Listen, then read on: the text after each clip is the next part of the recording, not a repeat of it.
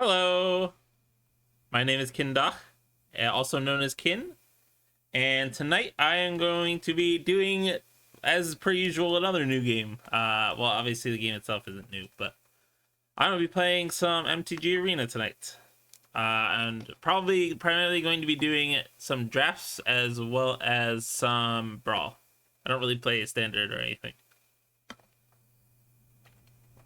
So, I have played Magic the Gathering for over 10 years, including all different kinds of formats. Although the formats I've played the most of have been probably Draft, EDH slash Commander, and Modern. Although I'm not a huge fan of today's Modern format for various reasons.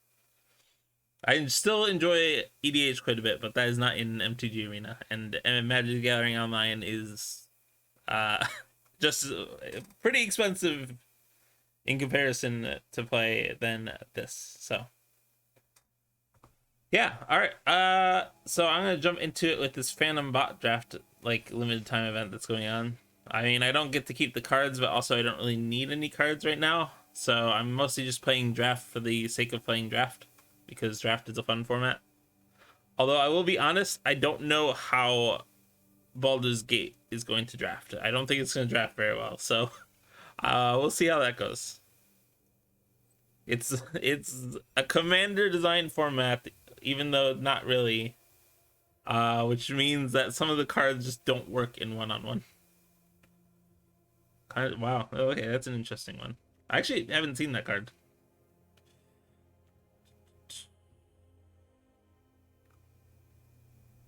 I mean, Walrus is free, but I mean it won't rotate.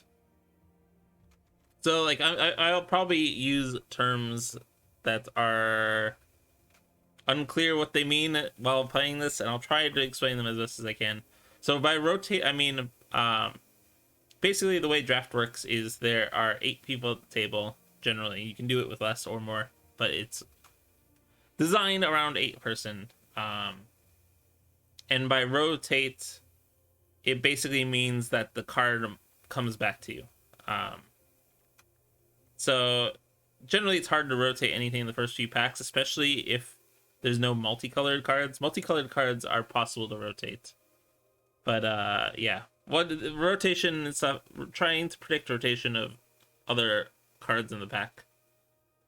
Is really kind of more relevant in second and third round. So there's 3 rounds of the draft. This is just the first round.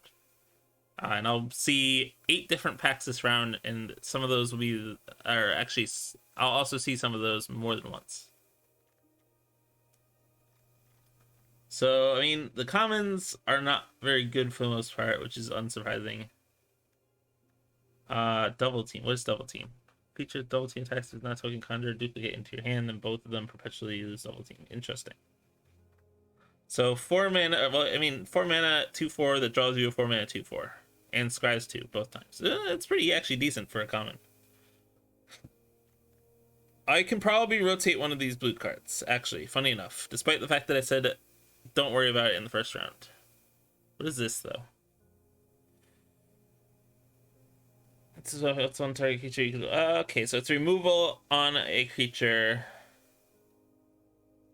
And then it has special okay, token this copy of a creature card exiled with this creature, except it has still. Oh, interesting. Huh. I mean, that's a pretty good card, but I don't feel confident in like getting getting the other red card in this back. Whereas I almost certainly can get a blue card back, and this seems like it would be pretty good, but I'm not sure. Basically, I want to play flyers with this. Which, I mean, flyers are generally a decent archetype in draft. Oh, that's interesting. Split the spoils. It's basically fact or fiction, but for your graveyard. 10 creature control, +3/+2 haste, attacks each creature coming available graveyard. Okay, wow, huh. Oh, I see. You can't just keep doing it. Eventually, it starts becoming negative value. I proceeded to get basically no blue cards. This one's not worth taking. Blue-white flyers is very much a draft archetype, though. At least in most draft formats it is. So Ranger Squadron as a top end is not a bad take. This one's an okay card.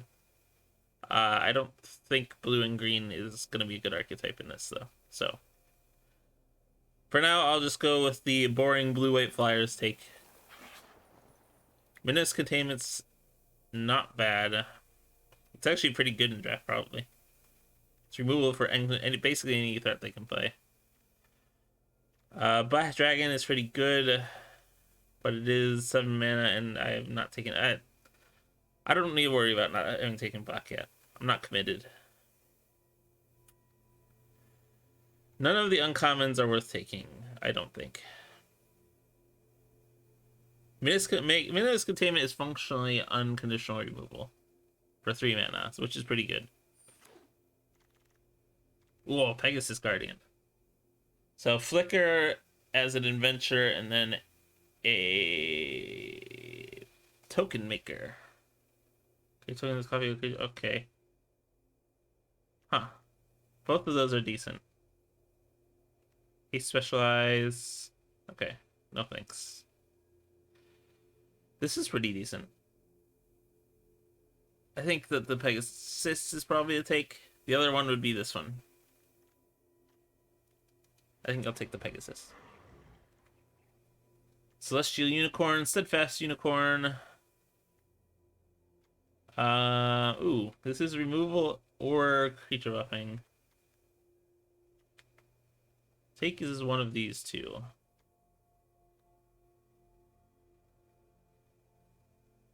Actually, Rhyme Shield Frost Giant, Ward 3 on a 4/5 is pretty good. Means they have to spend 3 more mana in addition to whatever mana they use to kill it with in order to kill it. Lantern of Revealing. You get a boon. What is a boon? We cast it. Okay, I see. It's a temporary effect. But 3 festival. No, that would not be good.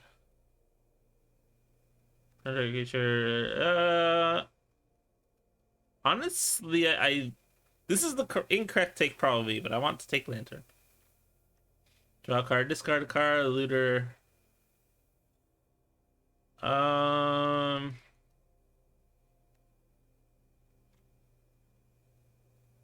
Sylvan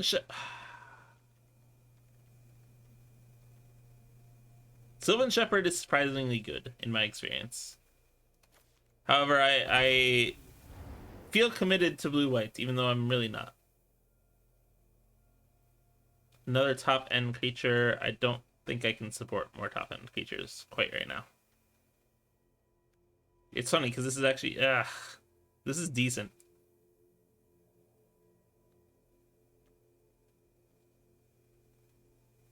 Wizened Githzerai? I don't know how to say that. Screw it. This has endgame value.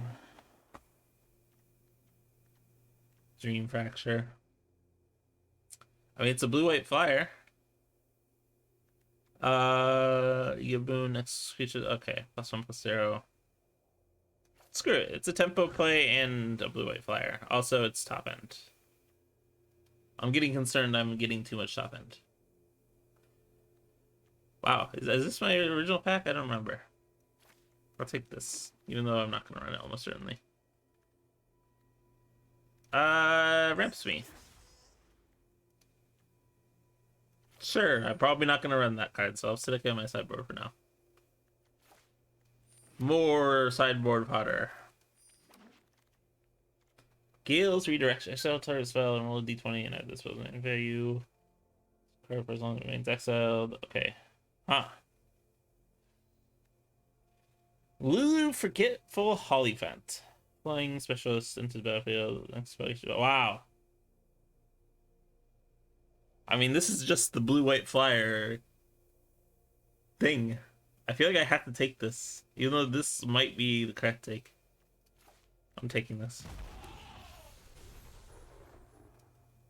This is removal, flyer. Okay. Tap down some creatures. Blessed Hippogriff.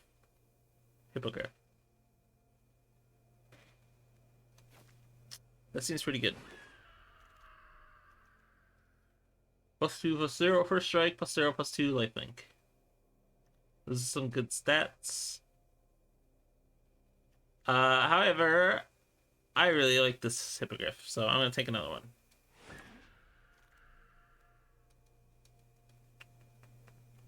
Two mana, 2/2 lifelink, 4 mana, 5/3 vigilance, attacks or blocks each combat. Pilgrim's Eye. This is not the correct take, but also I enjoy Pilgrim's Eye quite a bit. Mostly because I don't like missing my land drops, if I can help it. Screw it, Unicorn.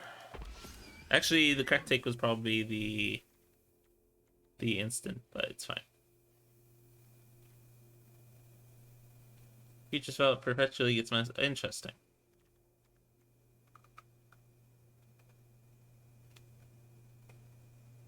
Sure, this can become a threat. I'll take one of these. 4 mana, 2/4 blocks pretty well. Deals combat damage to player, put +1/+1 counter on it. Ooh. A 2 mana card that can become a threat is generally pretty decent. Blue-white almost entirely. Either I'm choosing the right colors or this pack was just blue-white heavy.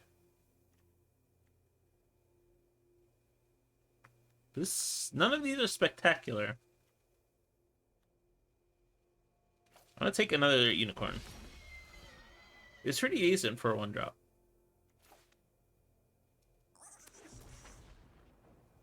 Ramp, double team, 2 creatures. Screw it.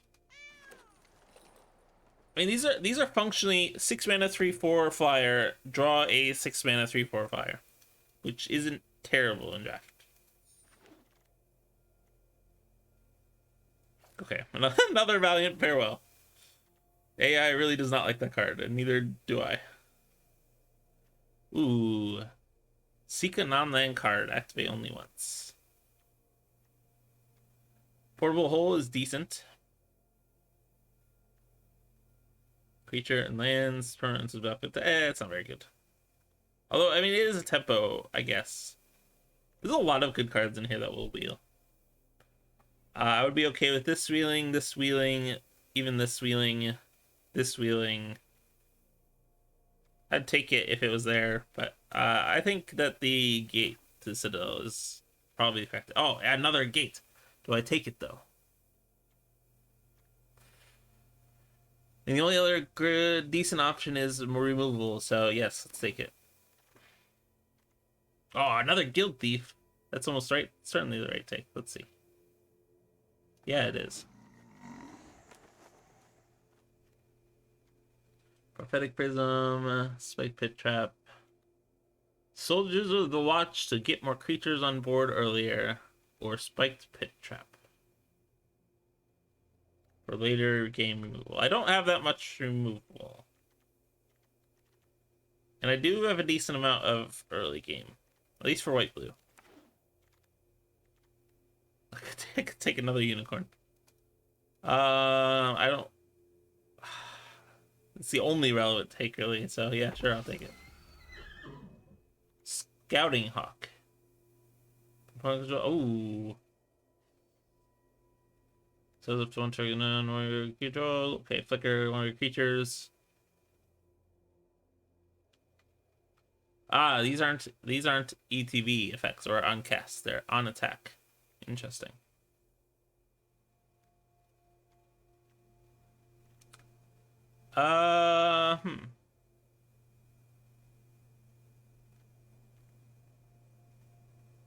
Let's go with this. If I fall behind in mana, that will help. The trick is just not falling behind in mana, but sometimes you don't have a choice.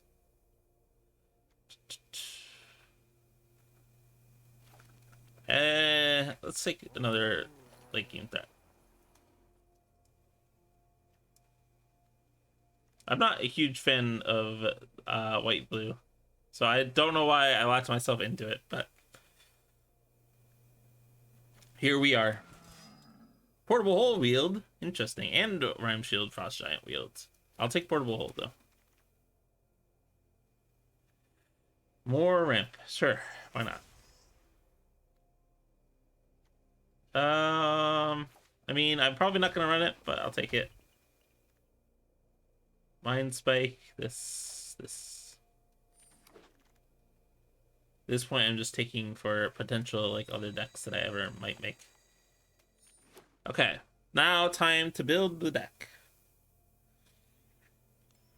I can already see I'm going to need to cut late game, so that might have been a wrong take. I have 3 Ranger Squadrons. It's a little excessive. I'll take out one of those to start. Pegasus Guardian's good. 3 drops, I could consider cutting something there. Although, honestly, most of these are some of the better cards. Lancer, okay, Lancer Revealing is too cute. I can't run that. I can't justify that. Okay, 17 lands already in the deck, so I actually do need to cut like 5 cards. This is always the hardest part of draft for me. Trying to cut stuff. I'll cut Devoted Paladin. Okay, Double Team is not quite as good as I thought it was, so I'll cut one of these. Especially on this guy, since he's mostly there to block. Double Team. I might cut both, to be honest. My 4 turn 4 will probably just be casting a 3-drop now. Which I have 2 lands that enter tap, so that's the dream. 2 more cuts. I like my 1-drops. Although I don't know that I need 3 unicorns. I'll go ahead and cut one of those. So 1 more cut. I very often play 41 card draft decks because I'm too lazy to cut down to 40. Not the correct choice, but...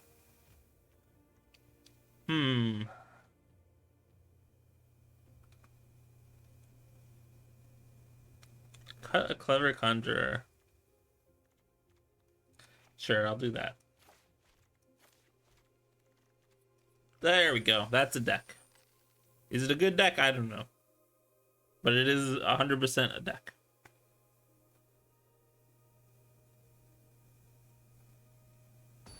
I'm not sure. I'm not sure how this format's gonna play, so this will be interesting. I think this is surprisingly keepable. I have suspicions that this format is pretty slow. So not having anything until turn 3, I think should be fine.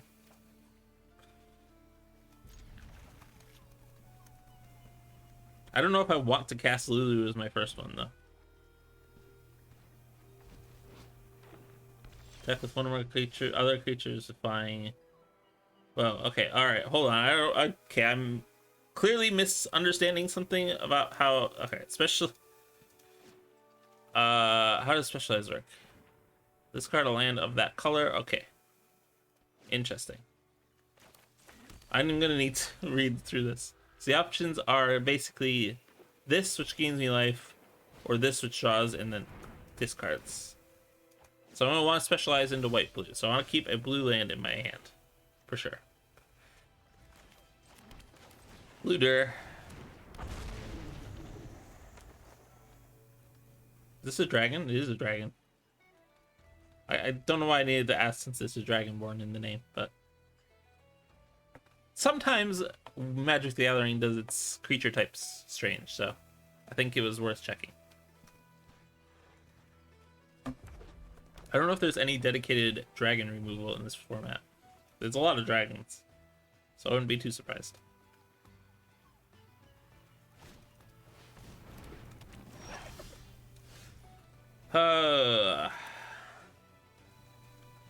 Null Hunter, 2/2. Ah, right, okay. Do I cast Conjure or Lulu? That's the real question here.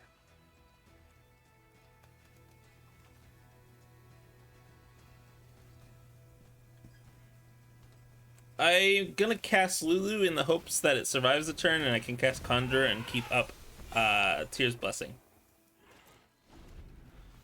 I'm also not gonna block when he attacks, just in case he has any tricks. It's worth taking the 2 damage if he doesn't.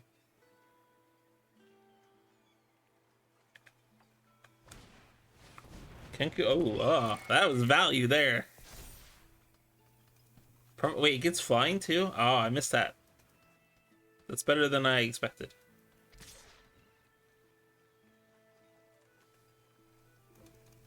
No box.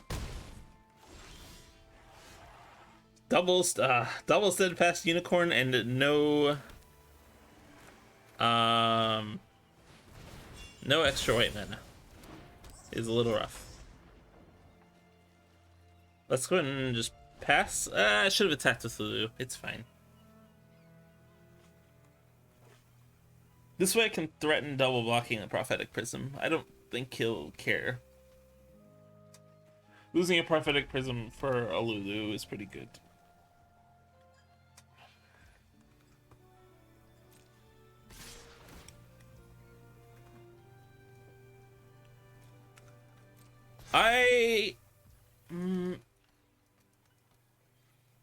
Okay, let's try something.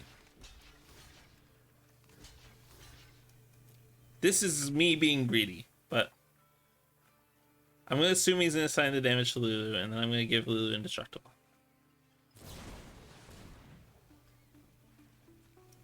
Yeah, okay. So I lose Clever Conjurer for no good reason, but... Oh, actually I don't, because he assigned 3. Duh.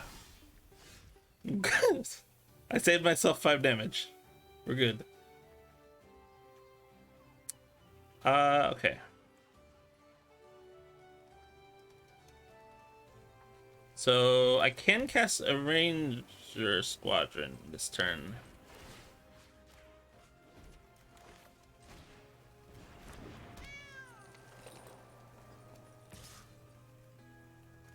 This is starting to become a problem. I'm probably gonna lose this game, but it's okay.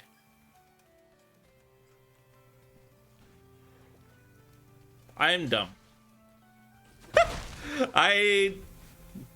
For some reason, didn't notice I was untapped. I did not read this card very well. I read and tap it, not and untap it. It's fine. This is how Magic works. You don't read the card and then you lose. These unicorns are not doing much good.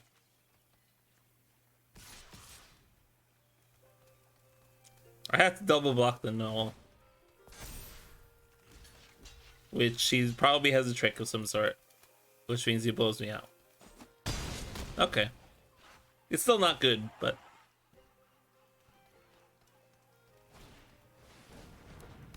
Interesting. Is this a dragon? This is a dragon. Ooh. That's gonna be attacking with haste next turn, potentially. I may just lose next turn if he has another land. Or if he has that. That works. Wow. Double Orb of Dragonkind. Interesting.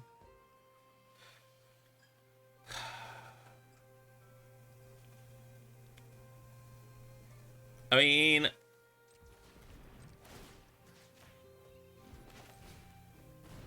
I don't die yet, but I'm not in a good spot.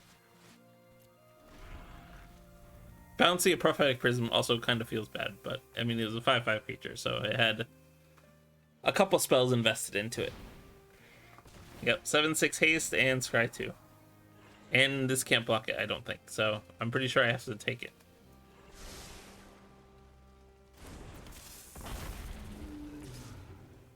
Yeah. I did not draw one of my removal spells.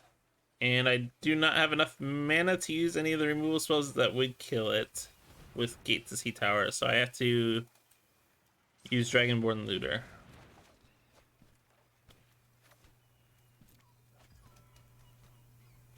This is ugly. I have to untap my Looter to loot again.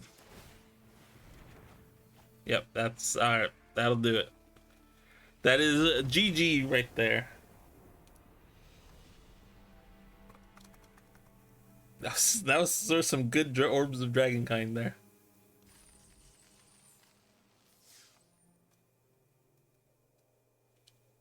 I wonder if you can redraft or not. I don't think my deck's terrible, but if I lose this one, I might redraft, or see if I can redraft. Tropic of Capricorn. That is an interesting username.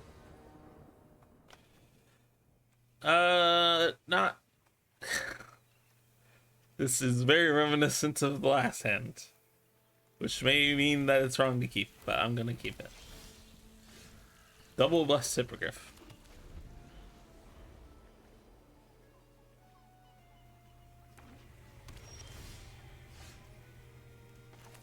Okay. This. Well, you got Baldur's Gate. That's pretty good. And Gate to Sea Tower. My opponent's playing a constructed deck right now. This is a problem. Rogue or Lulu? Do I have Shaman or Warlocks in here? I have a Wizard. Clever Lulu into Clever Conjurer into Rogue equip to a Wizard is pretty cool. If he has a counter spell, I'm sad though. Yep, okay, I'm sad. I'm very sad. Hippogriff can give Conjurer flying anyways, so it's not a big deal. Although he might have another counter spell, so there is that. I mean, it didn't. Either he was very quick on his auto pass, or he didn't have a trick. So, in theory, he should not have a counterspell for this. Nice. Using MTG Arena's auto pausing to my advantage. That's a problem. I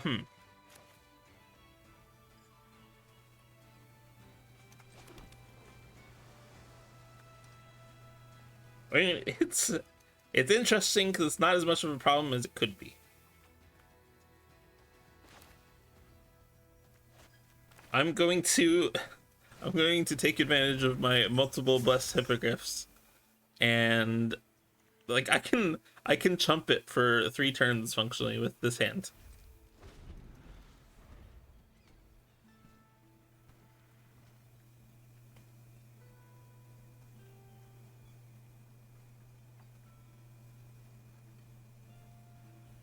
What you got? Removal? Fight spell?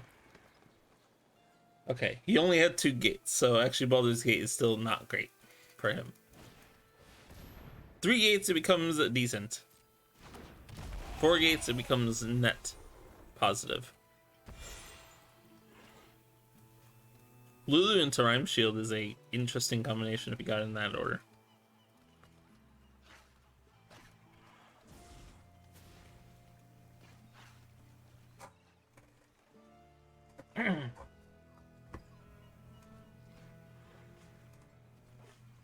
My opponent, I can't tell if my opponent is confused or what. I think he maybe thought that Lulu would give this flying.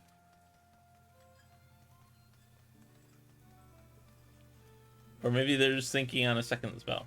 But they only have 3 cards in hand, so it shouldn't require that much thought. Oh, specializing. Right, he could be thinking about specialization right now.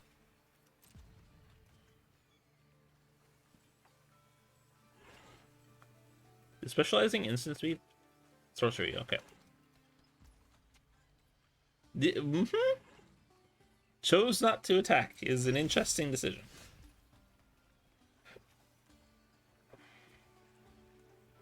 Does this... Okay, Shaman, Warlock, or Wizard? Can I do this at instant speed? I can.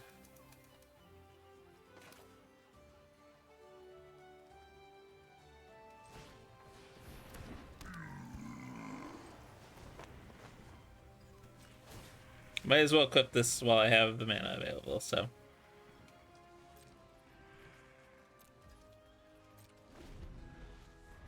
This is an interesting standoff right now. I don't know why he didn't attack with his giant, to be honest. I don't know if he thinks I have the deal 5 damage to an attacking creature, but he has ward. Never mind, that wouldn't be it. Resolve target creature and opponent controls until this creature leaves the battlefield. Okay. So he's gonna target Clever Conjurer, and then I do this. And voila.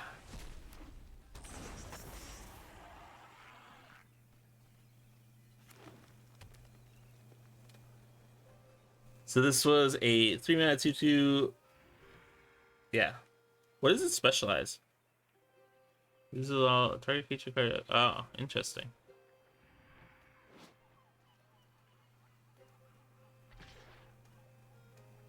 Okay.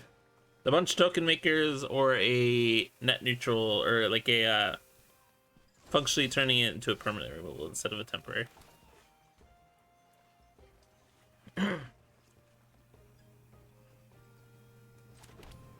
Do I cast this? I feel like the answer is yes.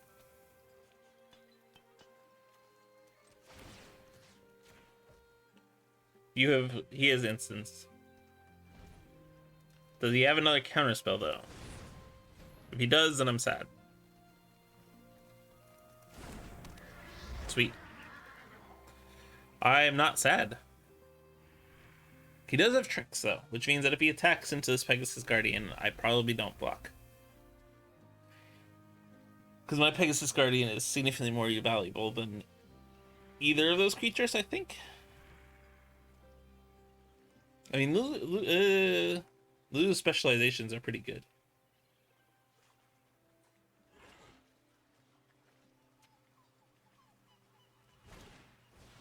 Prophetic Prism. This makes more sense in this deck than in the previous deck. I think in the previous deck they may have just... What is this? Draw a card the next... but another time. Okay. Aha.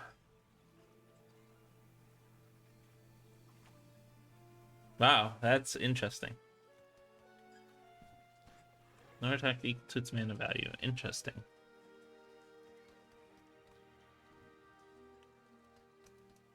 I mean, I think I go on the offensive since my opponent is unwilling to do so.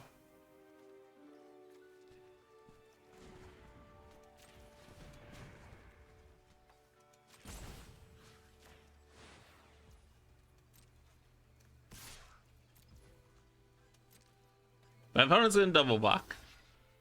Because yes, I get to kill Lulu. Actually, I kill Rasad because its specializations are it dying. And then I get to give this indestructible.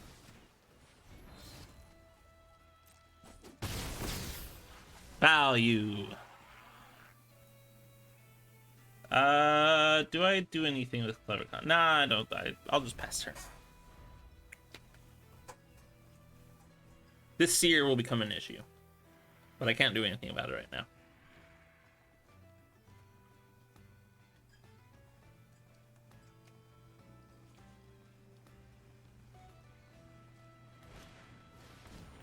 Destroy type. Okay.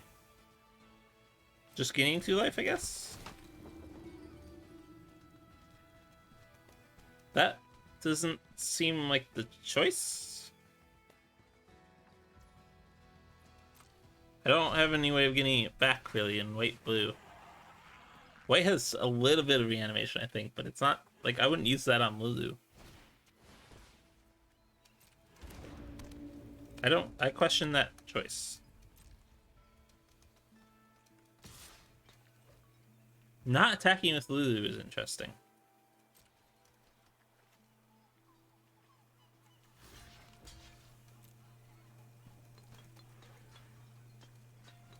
Honestly, I just want to do this just so I can stop holding up mana and start going all in. It's maybe not the correct move, but...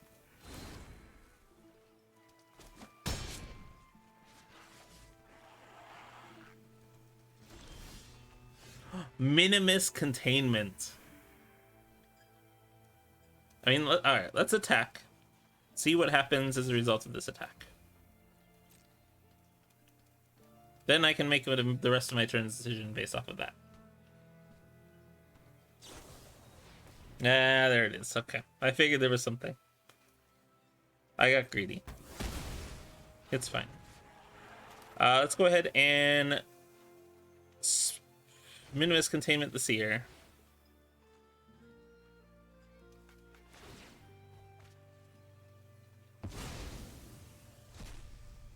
What did he exile? A 4. Okay, 4. It's good. Not very useful. Untap a land and play one of my hippogriffs.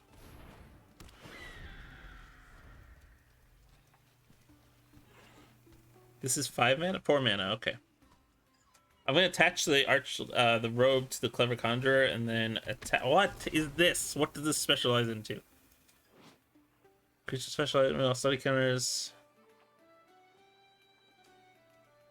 Okay.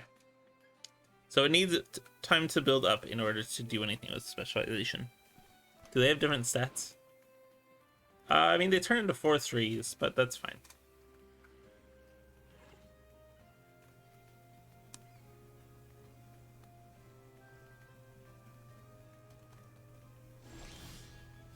Does this do how I think it does? It does do how I think it does. That's really good for me.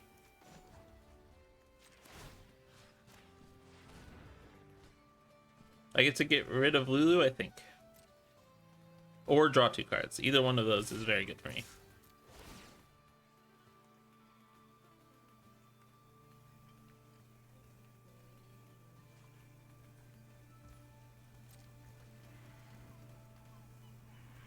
I don't know what he's looking at right now. I don't know if he is thinking about the fact that this gives vigilance. I'm dumb. I should have done that first, probably. It's fine. Keeping it up as a trick. Even though I don't know that it was necessary as a trick. Worked.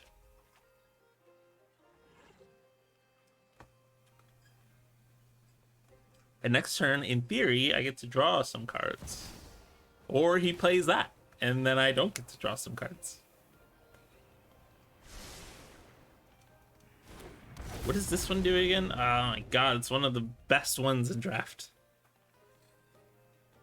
That like single-handedly makes every other creature a threat. I literally cannot let this deal combat damage to me. Sucks.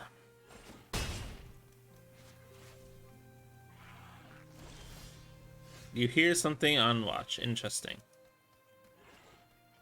I mean, that... Okay. That is interesting.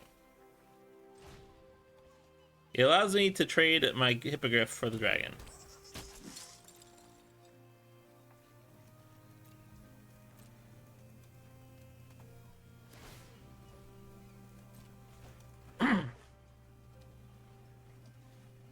Which is 100% worth it. Especially with another Hippogriff in the back pocket. If he has any sort of trick, then that's almost certainly GG. Or if he can just like remove my Hippogriff here, then I have no shot. No, don't look at that. It's fine. I don't have a trick.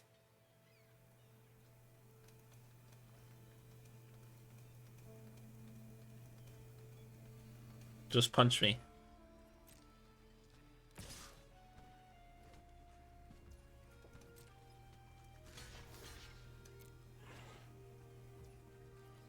Let's try it. I don't really have any other option other than to try it. Hey! Wait. Still not guaranteed yet. Got it. And I get buffed this. Whenever you cast an adventure spell, you make... Okay, that's almost... I was about... I was almost about to say, that's fine, that's almost certainly not relevant. And then he proceeds to immediately make it relevant. That's a pretty good one to duplicate, too.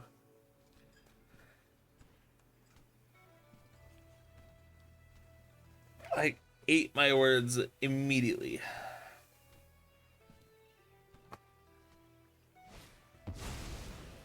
So much specialization. What is this? Okay.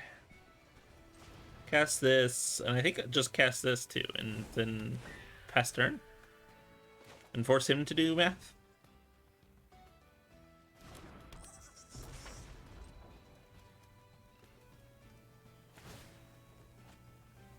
This is starting to become a concern. Are that many cards from the top of your library? One of those cards, okay. Well, because that one's a threat. That one's not great either. What did you? Okay. I feel like drafting dragons is the way to go. Which sounds strange, but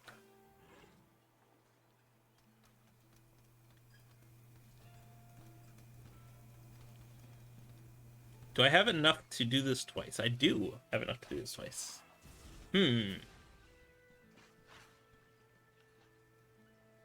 That is probably the choice, especially with this. I can give my entire board +2/+2 and vigilance.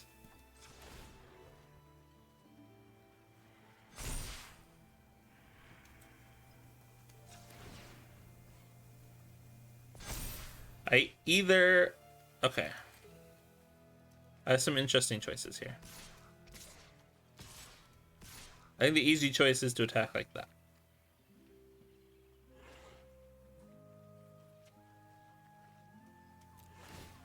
And then give this flying, so I can draw 4 cards. Or he trades his dragon. Or doesn't even trade his dragon, loses his dragon. Or he has a trick. There's always that possibility too. Yep, that makes sense. Double block. To be honest, I didn't expect that. My opponent has been playing very conservatively, and it's showing there. What are you doing here? You're trading your dragon with my 4/5 on the ground. My opponent has some sort of trick up his sleeve. I refuse to believe he's making that decision. Okay. I draw 4 cards, I guess. And yeah, that doesn't do anything. Sweet. I'll take it. I don't know that that was the correct decision, but this is much more a winnable game now. Not guaranteed, but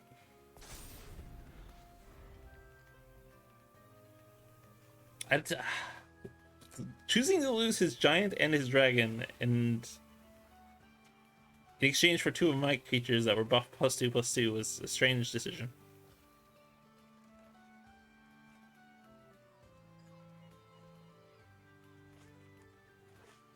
Guild Thief. I wish Guild Thief was doing something.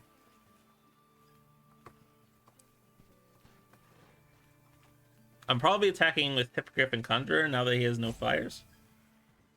I guess, I mean, it's going to depend on what the specializations do, because I don't feel like reading all of them.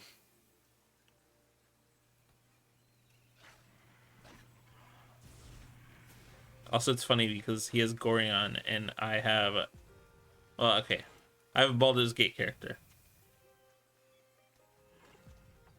It's less funny than I thought because I realized all of these are Baldur's Gate characters, but it's kind of funny because Minsk was a party member of the kid that Gorion mentored. Don't tell your tech can't be locked this turn. Okay. So he's swinging inconsistently for 4 damage. What? That's not how this works. This now goes to his hand. You have another dragon? I think I need to do the same thing I did last turn then.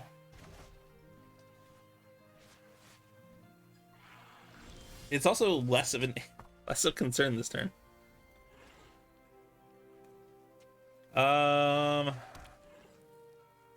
Do I do it entirely though? Oh, well, okay, my opponent made the choice easy for me. Fair enough.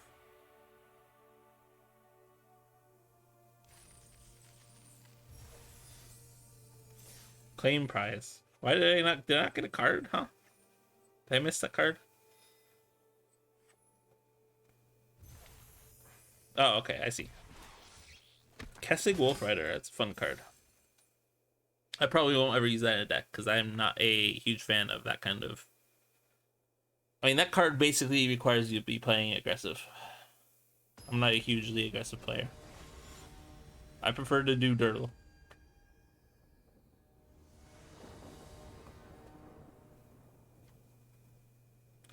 Okay, I mean, I can't cast this, but I can cast both of these, and my opponent is going first, which means Scouting Hawk is even better. So I think it's worth keeping. And I drew Pilgrim's Eyes, so I can cast this eventually. And I just drew that, so I can just cast this now. Perfect. These draws have been nice. You removing it for 2 damage? 2 mana removal? Yeah, okay. Dragon's Fire.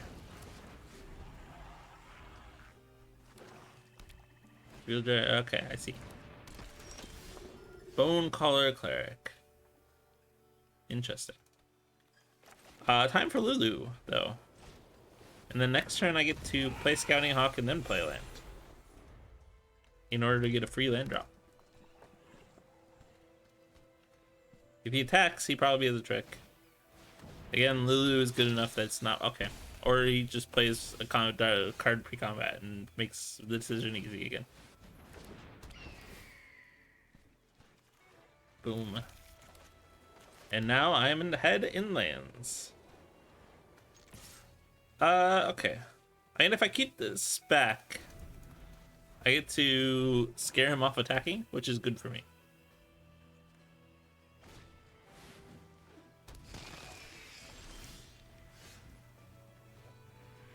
Do I specialize? Let me read the specializations. That... Right. So if I specialize, it would be blue. And honestly, with attacking with 2 flyers, makes it worth it.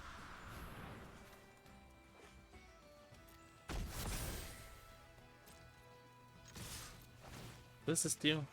Dies the predator gets... Okay. Wow, that's cool. That's a cool card. Discard 1 card. Draw that many cards. Oh, okay. I drew 1, discarded 1. Got it. I think I discard this because keeping the island lets me... that was actually the wrong play. It's fine. It's not that vastly wrong of a play.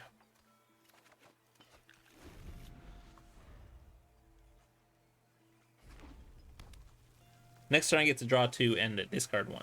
So we start netting positive cards. Or I trade my 1/1 for his 2/1.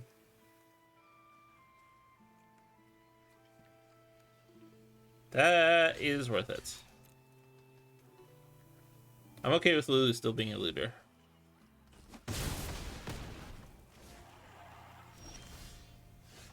Hello, Resto. Resto Kiki. How goes it? Rangers Squadron seems like the play this turn. However, I will go ahead and attack first. That's good. Draw 1, discard 1. Probably pitching Guild Thief. I mean, my opponent's playing slow, so Guild Thief is probably worth it. I am drafting the Baldur's Gate one. I don't remember what the H stands for, to be honest. I don't know how I feel about this format so far. It is a very unusual draft format. My opponent's sitting on 6 mana and did nothing on his turn. Oh, okay. He has that. That... I don't know that was worth it.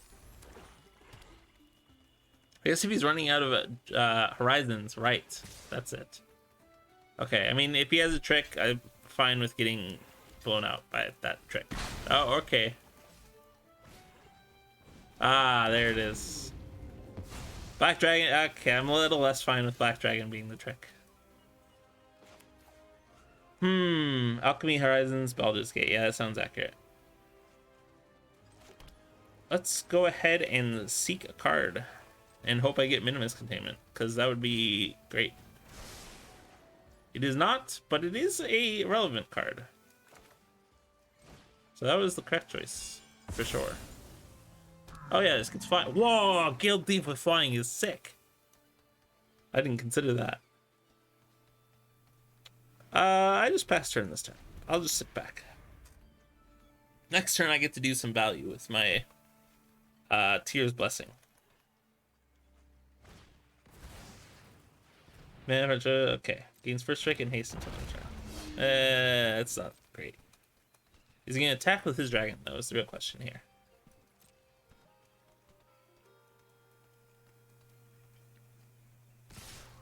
He does.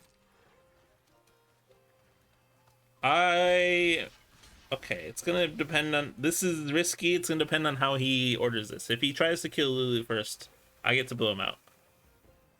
I don't know how he ordered it. I don't even know how to see that, to be honest.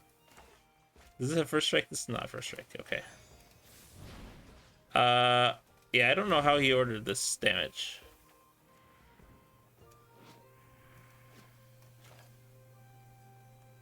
Left to right, okay. Thanks. I could not tell how.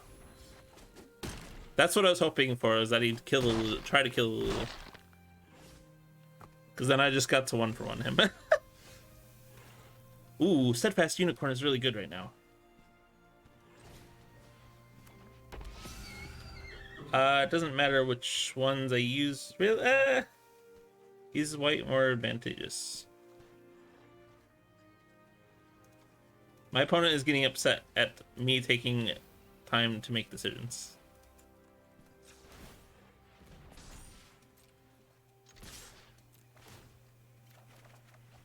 Oh, Minimus Containment, hell yeah. I want all three of these cards, if I'm being honest.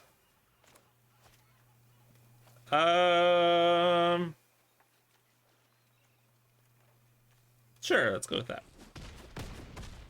I can put this on his first strike, and I, in fact, now have no board to deal with, really.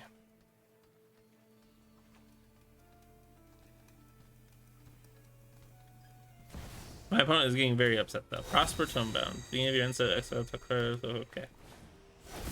Oh, that's fine. Is this game? I think this is game.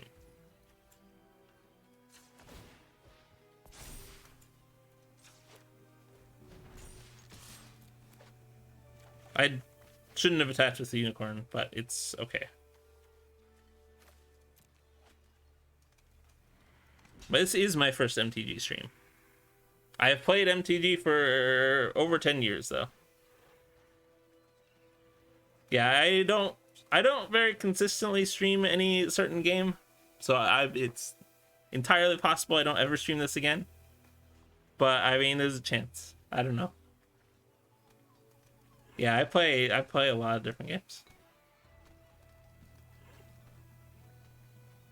Okay, does he have the kill?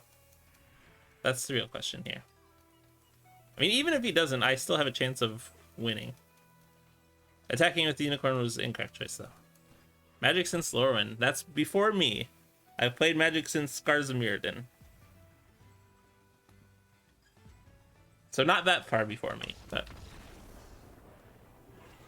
Hey, these unicorns are better than I realized. I, for some reason, thought they were 5 mana for their ability, and I didn't read that it gave them vigilance.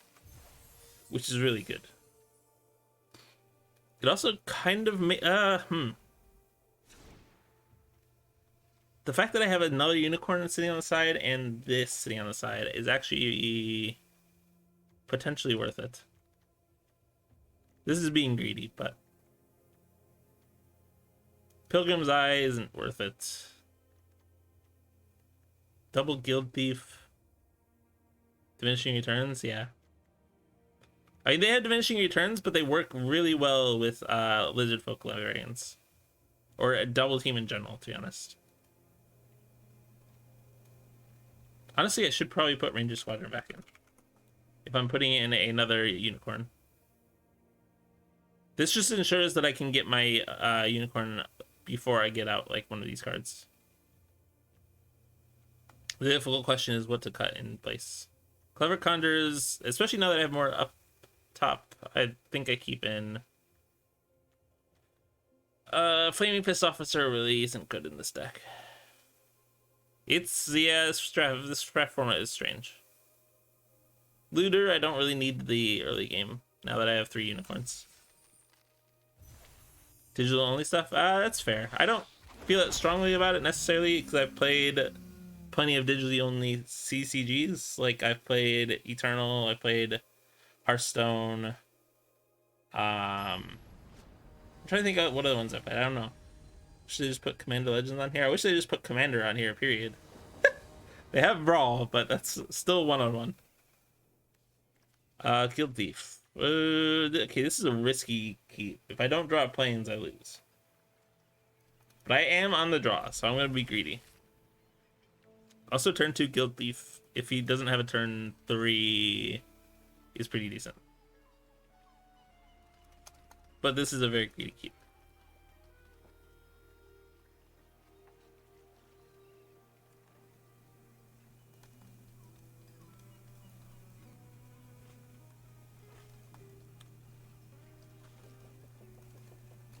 My opponent is having difficulty deciding. Oh, thanks for the follow, Resto.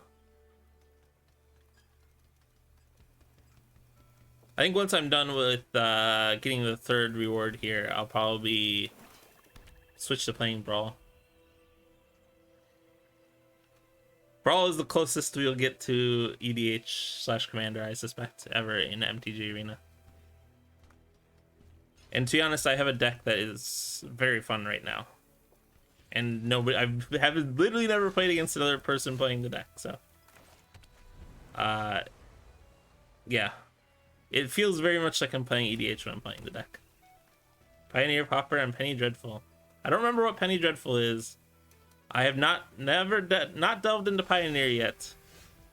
And wait, what's this one? Okay. Pauper I haven't played for a long time, but I'm considering getting back into. Magic online only format. Okay.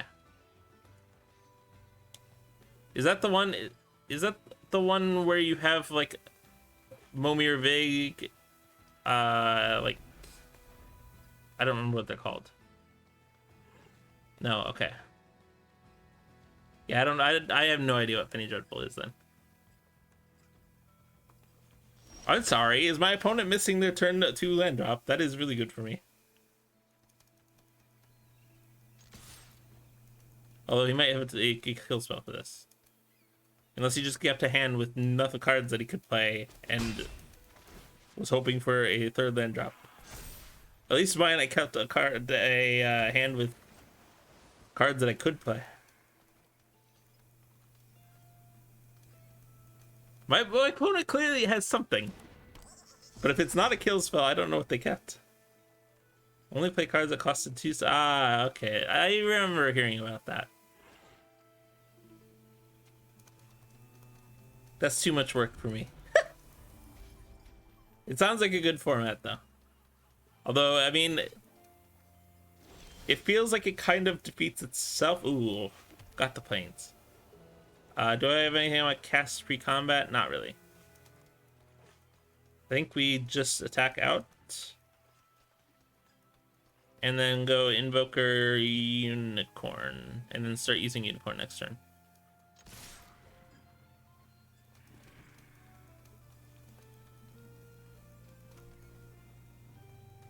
Because I'll have 4 creatures on board, so it'll be +4/+4, functionally. But yeah, I mostly play, mostly did play Modern, Draft. I played Standard when, I've only ever played Standard when I could play weird decks in Standard. Like, I played Sphinx's Tutelage in Standard. I played Blue-Black Eldrazi in Standard. And then my big primary format has always been EDH. El Tigre? I am not a tiger. I am a cat she, which is a Irish/Scottish/Manx, basically fae, cat fae. As far as my patterning and stuff, it's more of ocelot patterning.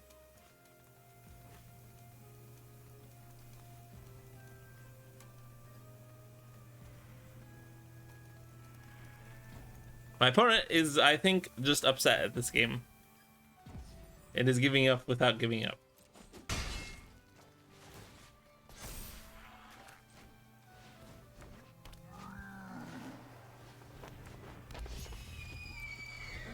Also, if I...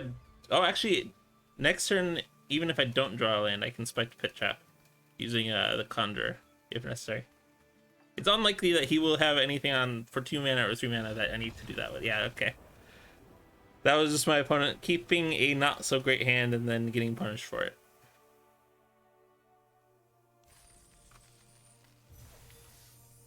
What is it? Okay. What is the cosmetic that I get from this? Stick together. Okay. It's probably a card I will never play.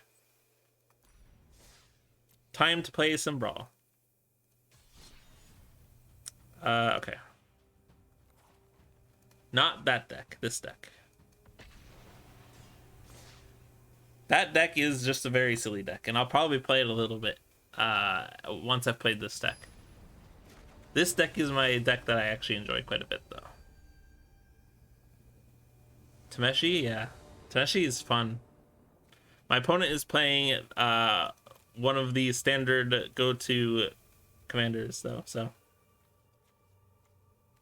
I don't know if this is called a commander or not still, despite being Brawl. This is a pretty good hand. Turn 1 Ominous Parcel, turn 2 keep up Jwari Disruption and crack Ominous Parcel. If he doesn't cast a spell. Honestly, I might just keep, depending on what the spell he casts on turn 2, if he casts one, I might just save Jwari Disruption for his commander. Okay. Interesting. Do I Jwari Disruption that? I mean, it's a death strike. It's basically a death touch for a striker attacker. Venturing into the dungeon isn't that much of a concern. I think I don't disrupt that.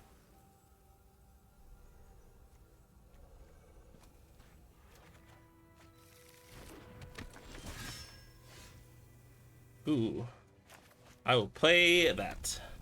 And then I get to keep up Jwari Disruption and have 4 mana or 3 mana. This curves out better.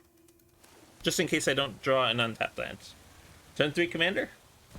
Turn 3 commander. No, thank you.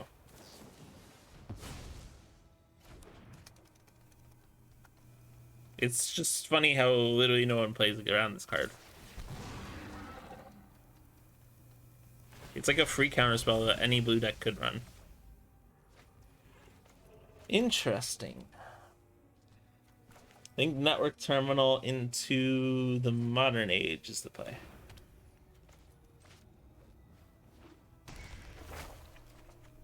Draw pit. Ooh. I'm 2 mana off from Brilliant Restoration.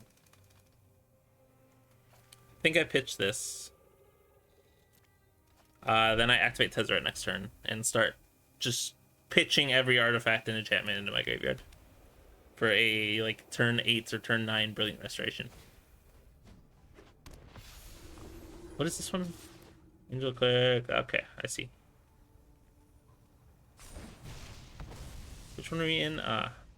Dungeon of the Mad Mage. Seems crap. I don't know if he's running a bunch of... Ooh. Ooh. I think I touched Spirit this turn. No, screw it.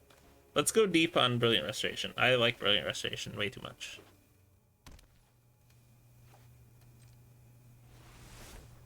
Draw to pitch. Interesting. Has to be Seagate Restoration. Does it have to be? It doesn't have to be. Although I need 4 white. Has to be these two. Just I would love to keep Seagate Restoration, but I need to make sure that I can hit Brilliant Restoration if necessary. Angel of Destiny. That's a problem. Do I die? I die next turn. Wait.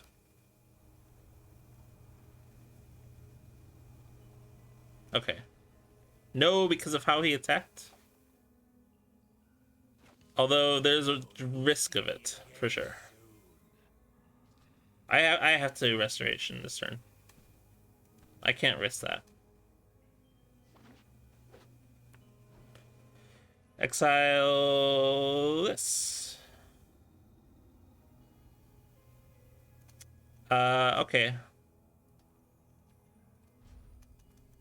We're fine for now. It's not great position, though.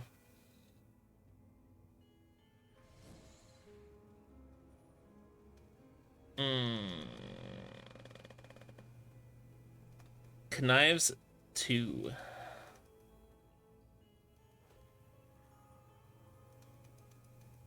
Which one is he putting it on? Okay, yeah, that makes sense. I need to get one of my wraths. I have one here.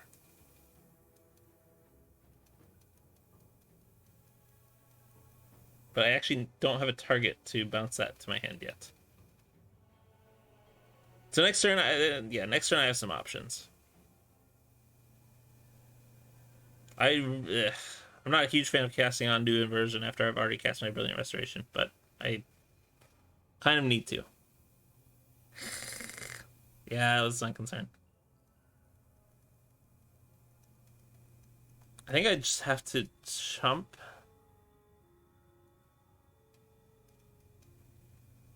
Yeah, I can't. Oh, I guess I guess the advantage is this gives me a target for Tameshi.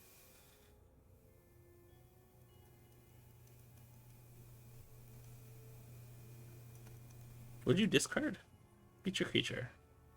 Time to unlicense first, both of those.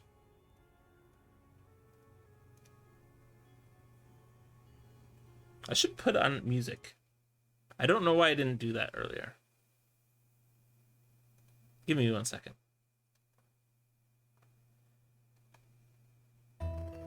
There we go. This kind of fits Baldur's Gate theme too. Mnemonic Sphere, no, I do need a land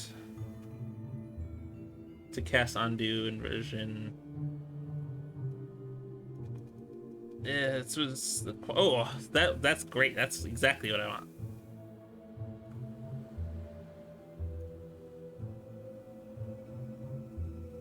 Do I even cast Tameshi this turn? I don't think so. This helps quite a bit. Okay, let's do this correct order. This, sacrificing this. Getting out Mysterious Limousine, exiling his commander for free. Then casting Cyclave, Excavate Apparition, and exiling his Righteous Valkyrie.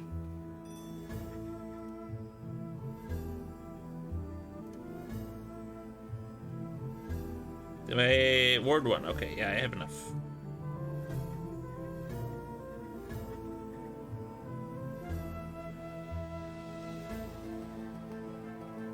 Mysterious Limousine is just so good. As is Skyclave Apparition, to be honest, but...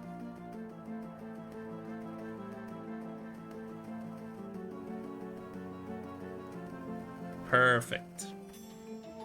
This is a board we can work with now. I'm significantly less concerned for my future survival. Although this is starting to get to be a problem. Like, in fact, actually, this turn it's going to be a problem because he's going to run Stone Caverns and draw 2 cards eventually. Let's create a Controller, Investigates. Okay. You get a 3/3.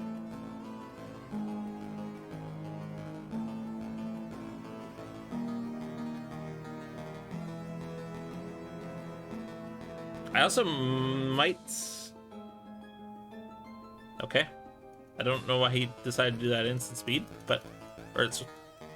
Instant speed in response to Spyclave Apparition's ability. I mean, now he has to basically take skeletons. because he's not going to be able to cast those 2 cards. This was a strange decision. Especially since I can now unlicense her stat from his graveyard.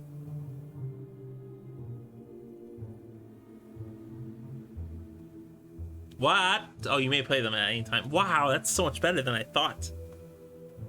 I just thought it was this turn. No priest. What? What is happening right now?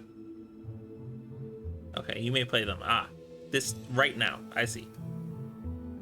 It's not you may play them at any time. It's even worse than I thought, to be honest.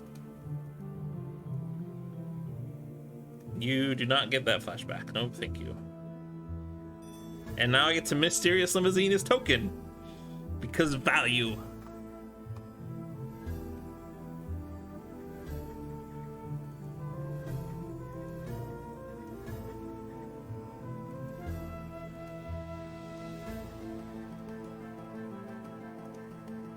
Hell yeah. And to get 4 free damage in there. Is it time to start using Tameshi? I don't think so, to be honest. I don't really have anything I can get back that kills. Oh, okay. 1, 2, 3, 4, 5. I do not have enough to do that and crack it. I think I played land for turn, which was a mistake, but especially okay. I'm actually just misplaying that. This feels bad, man, but I can reconfigure this onto my limousine for now, even though it's gonna fall off, in order to play this Ledger Shredder. That was kind of a bad play, but I did it, so it's now the thing that happened. So I need to get rid of this Triumphant Adventurer in my next turn.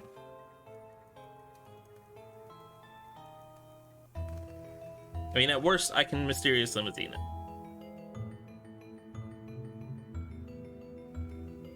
Okay. That is an expensive Raffine.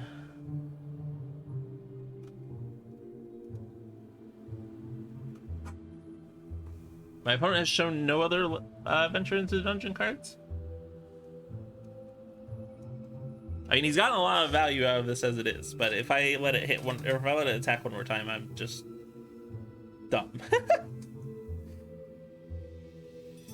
I really want to Mysterious Limousine his commander again, though, because that's just free. I do have Tamiya's Completion on top, though, which just makes Raffine never relevant again.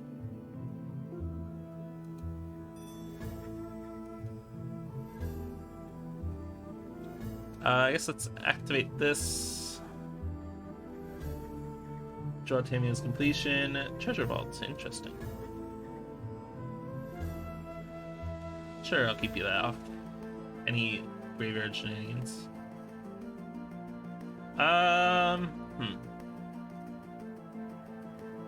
Okay, so I need to Mysterious Limousine for sure. Whether I can draw anything else, whether it needs Tamiya's Completion, the Triumphant Adventure, or not, is another question.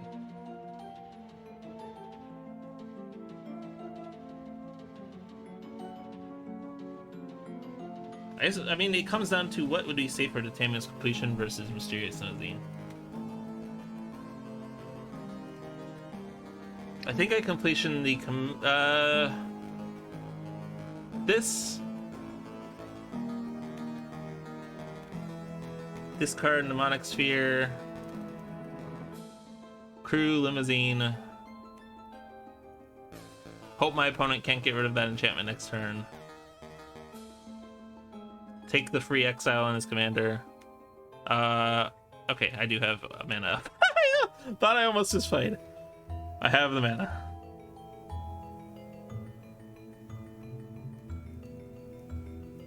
Yep. I guess even if he removes Tamiya's Completion on his turn, I still have one more turn to exile it because it stays tapped. So we're fine. This is good. If it's an instant speed, then tap it and non-target creature. Okay. Sorcery Speed Dragon Turtle.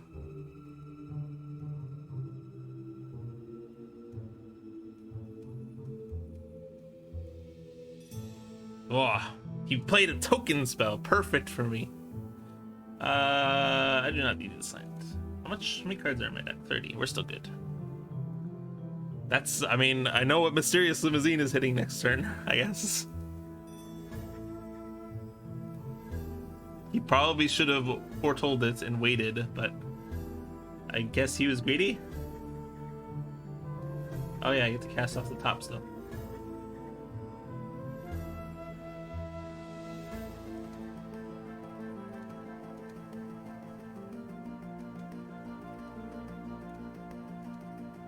Exile your angel because that's how Mysterious Limousine works. Take 4. I want to get some more value right now. Let's go ahead and crack spare supplies to draw borrowed time. Portable hole. I don't think that's correct right now. I think I just passed turn. And next turn I'll probably start attacking with unlicensed hearse.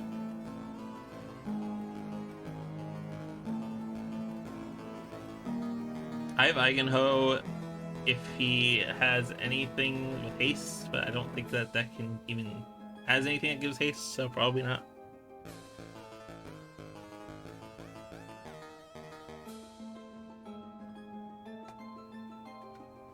Haste does not tend to be in the wheelhouse of blue, white, or black. I mean, that seems like the correct decision. Do I have any tricks to stop this?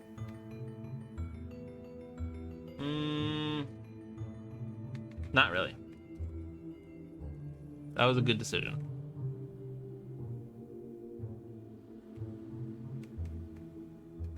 Draw and discard. I'll discard Portable Hole. It's probably not going to hit anything soon. And it's a really good time at she target. Antivalkyries, and you discard one. Okay, I see. Luckily, I will not be killing it, probably. I'll be exiling it, probably, so. Also, I can now respond and exile it anyways, so. It does, in fact, very little against me.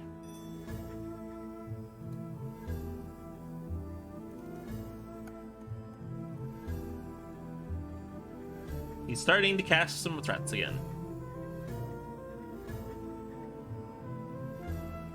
I'll crack Treasure Token this turn, I think. Or crack Treasure Vault this turn for X equals 2. And then probably cast Tameshi soon.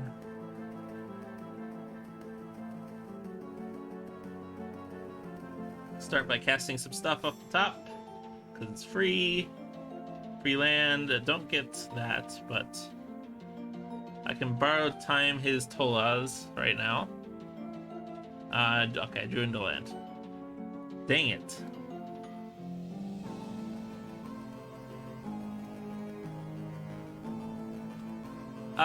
It's probably time to start attacking with unlicensed hearse.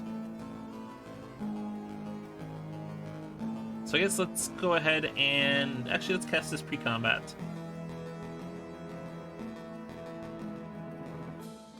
And then I can animate this and start punching face.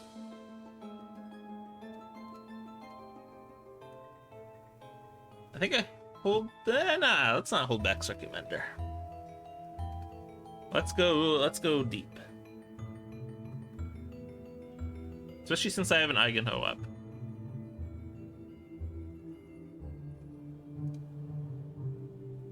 Eight. 6 damage is left, or 6 life left. So he's probably dead next turn. Yeah, okay, there it is. That'll do. Alright, I'll play one more game with this deck. It's so much fun to play. Then I'll probably play one with my reality chip deck, which is very bad. Also, I should be able to get this soon. And then maybe I'll do another draft. What time is it? Not that late. Yeah, I might do another draft.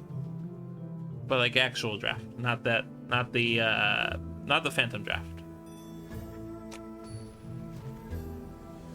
I have suspicions the draft with real players is gonna be interesting.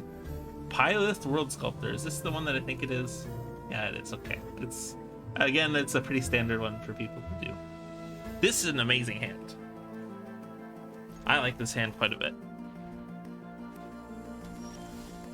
Oh, it's even got better. Turn 1, turn 2, turn 3 options. Instant or like removal for his commander when he plays it. Just solid value, and then removal if I need to kill something. Oh, great, perfect. I probably need to play Restoration of Agano to guarantee my land drops though.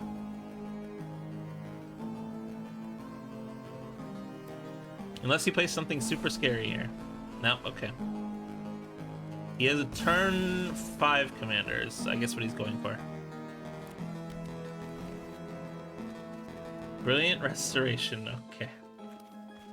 And I guess let's get the free 1 damage. And then Restoration. Perfect.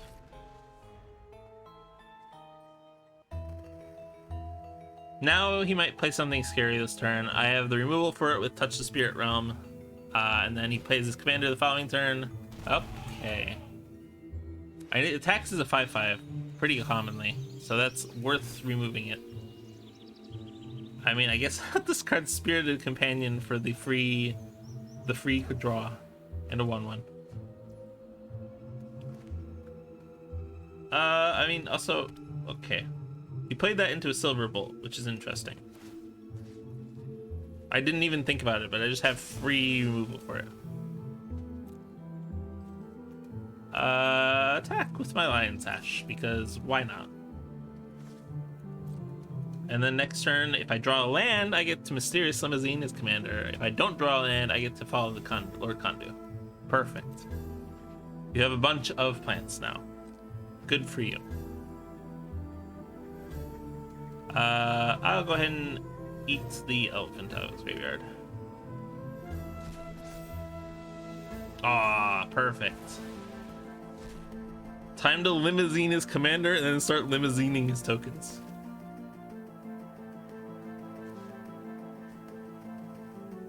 Does he send it under here though? If he has, oh, okay, no kill spell. Good.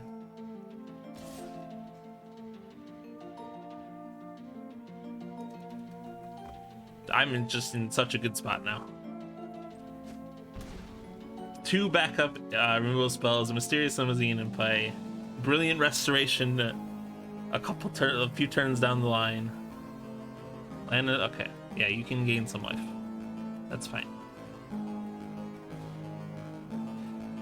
I mean, that's decent. It turns his plants into threats potentially. It's not great, but play a land or Field of Ruin. Field of Ruin my Deserted Beach for 2 damage. That doesn't actually seem good. There's no way that's the decision. Okay, 4 damage, I guess.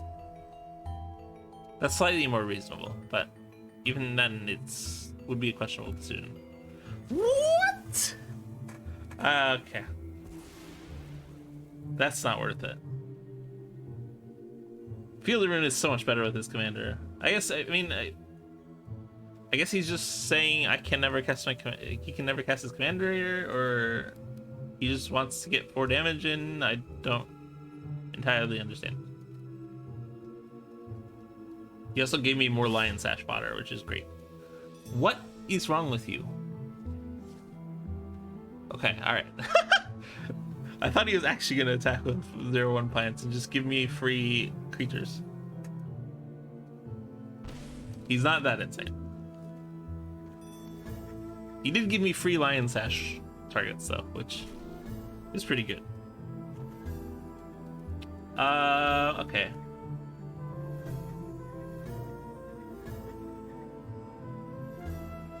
Plays this turn are Ledger Shredder, Ominous Parcel triggering Ledger Shredder, pitching Touch the Spirit Realm or Fall of Lord Kondu. Fall of Lord Kondu is more conditional right now. Animate Mysterious Limousine with Ledger Shredder. Swing with the free attackers. Because I have much more value on board. Exile that so that way he has to pay mana to re-equip.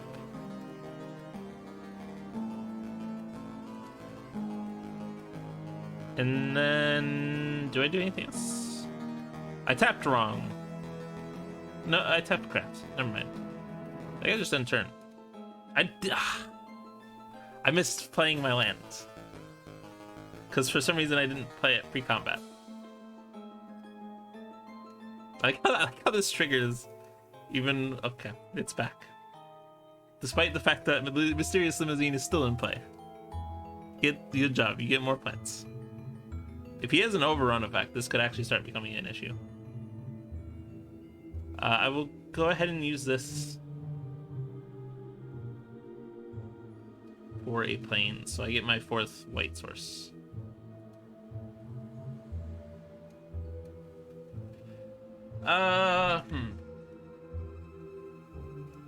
Animate this with Ledger Shredder. Combat. Thing with these. Exiling his commander. Does he send it under? No, okay, alright. He just played it to get more plants. And then he's throwing away the plants. What is happening? I swear, people do not understand how to play against this deck at all. Because nobody else plays it. I probably should have played this pre-combat, but it's fine. What's in my graveyard? Brilliant Restoration. No reason to play Tameshi. Okay, yep. That'll do. Time to play a bad Brawl deck. AKA Reality Chip. Hey, got my objective. Oh, I have a pack I can open. Anything exciting? Oh, I got double, whatever that means. Why do I have 2 of these? I'll take it, but... the 3 permanents, there are 3 more good. Okay, interesting, huh? That's pretty cute. It's not good, but... it's cute. Alright, now time for a bad Brawl deck. I should probably name these instead of just doing new deck parentheses, whatever, but I'm too lazy. And I can tell what the deck is by the... what? You're playing Mind Flayer? Wait, Mind Flayer? Wait, no, it's not Mind Flayer. Oh, that sounds like a fun deck. This is a really good hand for this deck. It's only missing a counterspell. Which, to be honest, a 2-mana counterspell would be good. I think I turn 1 Expendable Lackey. Make sure I have a body for Reality Chip.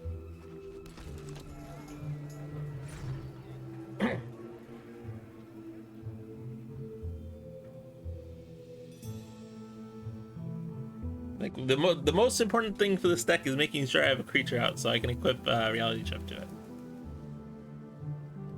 This deck is not good. Merfolk Windrobber. Interesting.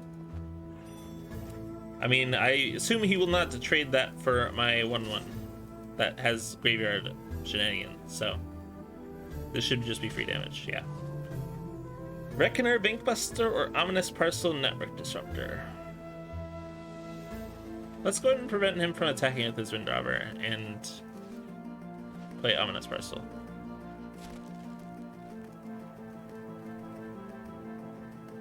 This wasn't the correct play. The correct play was the Reckoner Bankbuster, because next turn I could go Terminal into one of my 2 1-drops. But this deck has a lot of 1-drops, so there's a reasonable chance I get another 1-drop next turn. I will happily trade that.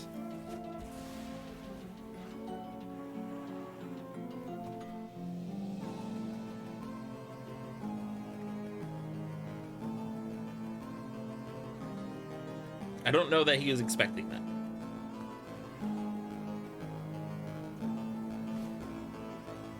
Moon? Oh, that's why he attacked, hoping to get a free new Jitsu. I see.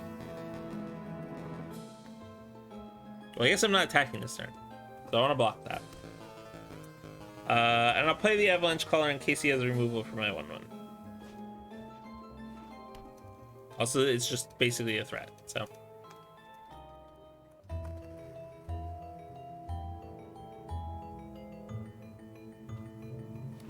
Blocked it when you turn it to your hand. Interesting. So we may still attack anyways. Yeah, okay. I think that would be an interesting decision.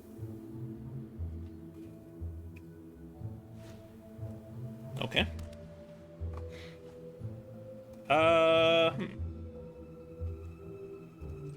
Let's go ahead and hit my land drop using Parcel.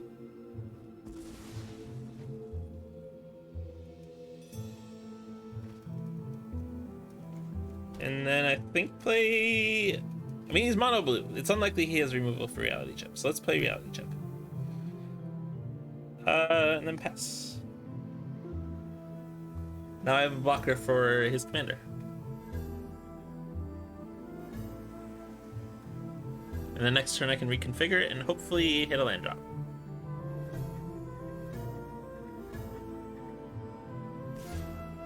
That is an interesting decision.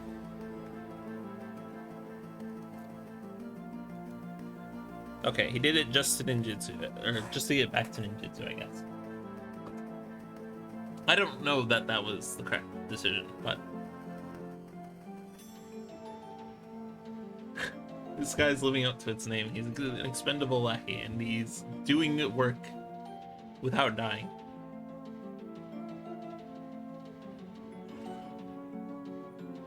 Thriving Skydiver.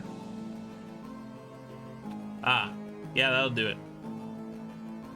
I think I concede now, because this deck needs that. It does nothing without that. Like, actually nothing. If you could not tell, the theme of the deck is low mana cost cards, so I can just play 5 cards off the top of my library when I reconfigure it. It's not a good deck. I have won random games with it, probably mostly out of my opponent's frustration with counterspells. I don't run that many counterspells though either. Turn 1 Ominous Parcel, hell yeah. This, I need to take this card out, honestly. I very rarely cast it. Old Stick Fingers. Interesting. So he's probably gonna try and get some creatures into his graveyard if possible.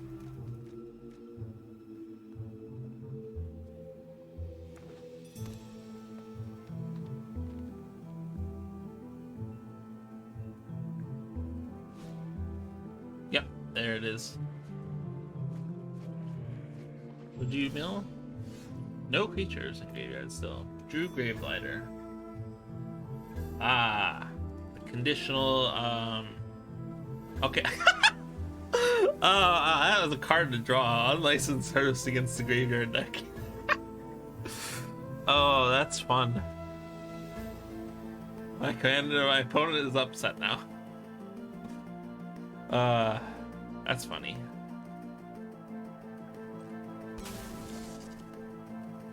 Okay. I am confused by that play. I don't know if he actually read this card.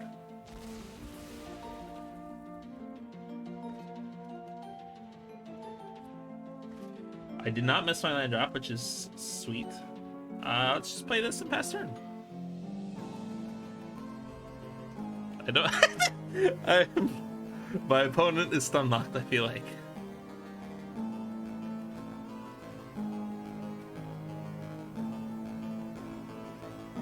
Fell Sting, okay. Exploit, yeah, sure. I mean, it's not sticking around in the graveyard, so... Oh, okay, just keeping it as a 3-2. That's fair. My opponent is just playing it now a fair creature-based deck. This is fine. Let's go ahead and get a island, so I can hit my net land drop for sure. And then I'll go ahead and exile all those lands, because it's free power and toughness. Ooh, counterspell. Um.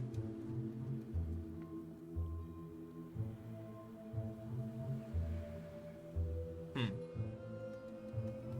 I think I just pass turn. I'm gonna take the death touch damage, but that's fine.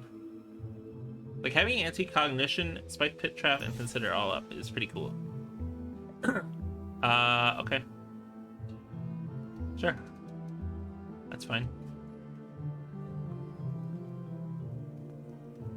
This deck almost certainly has a decent amount of creature removal, so landing reality chip and equipping it is gonna be rough.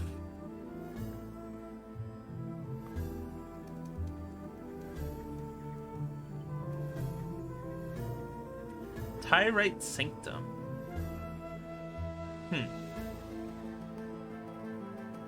I should keep that on top just so I can guarantee to hit my land drop.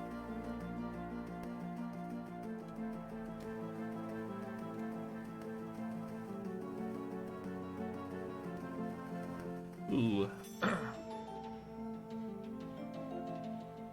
Let's go Tezzeret. I'm gonna lose Tezzeret in 2 turns. However, oh, actually no. I forgot. I can target Spike Pit Trap, and now I have a 4/4. I mean, he might have a removal spell for it, but then he has to burn a removal spell on a Spiked Pit Trap, which I'll take. I mean, I guess he's removing Tezzeret and Spiked Pit Trap as a result, so it's not that much of a value play.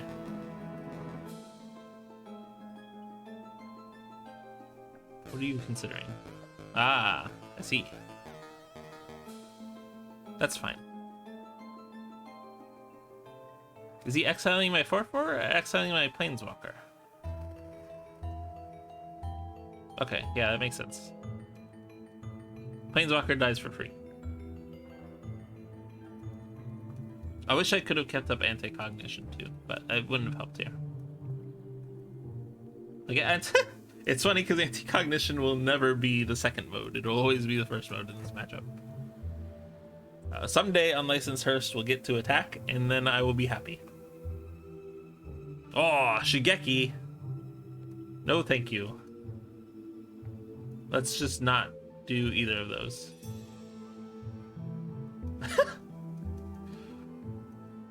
I don't know that he understood how that worked. Losing Tezzeret kind of sucks. Ooh. I mean, that's functionally removal. And this is...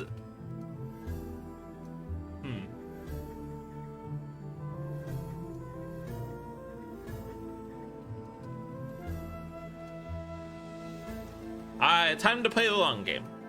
I can now use Unlicensed Hearst to draw and discard cards using Network Terminal. I also have enough mana up for anti-cognition if that becomes relevant. It is not relevant, at least not right yet. Now it is. Wait. Okay, no it's not. What? Number of creature cards in your graveyard rounded up. Why are you casting this card? I don't understand. Did he just want to feed the hearse?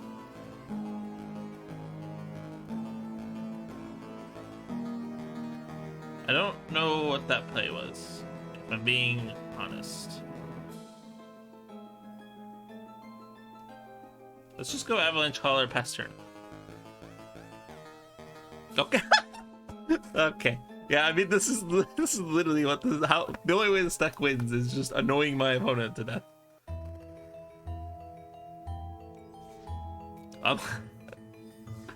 No one expects the graveyard hate. Lion Sash and Unlicensed Hearst in my other deck, and Unlicensed Hearst in this deck is just do work against certain decks. Alright, this will be my last match with this. Falco Spar. Oh, I'm gonna get destroyed here. This is a deck that prides itself on value. This is a pretty good hand, though. I have turn 1 Bag of Holding into turn 2 Keep Up Bag of Holding Anti-Cognition. Um, yeah, I think that's the play. I also get to keep up Secrets of the Key, but that's not the choice. Field of Ruin.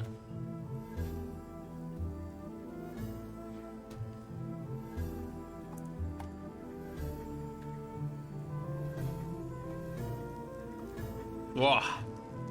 He has the turn 2 commander, and I have the turn 2 anti-cognition for it, I think.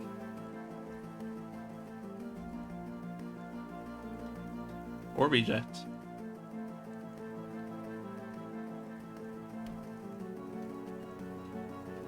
Is he playing it though? He's definitely thinking about it.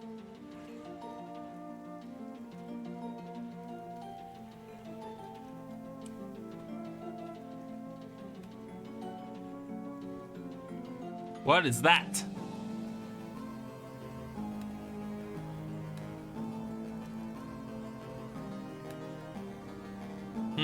That's a problem.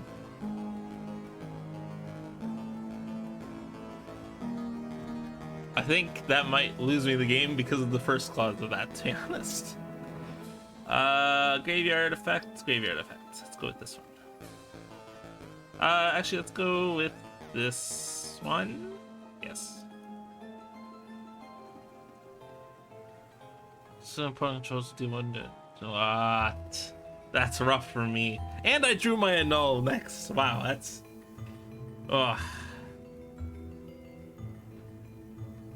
that's rough.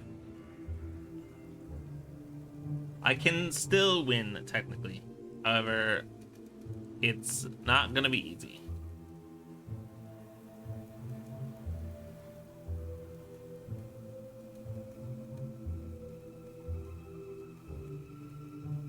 Now he casts Commander after testing for counterspell?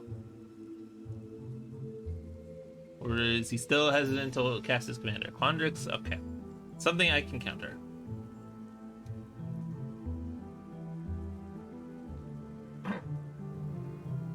Now my counterspells are down totally, right? So now he can cast his Commander next turn.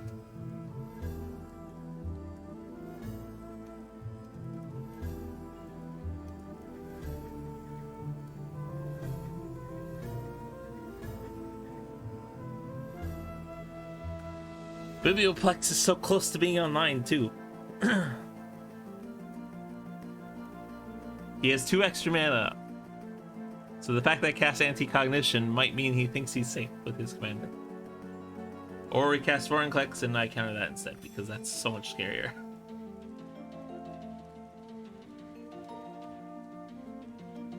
And now I start actually doing relevant stuff. Because I need to.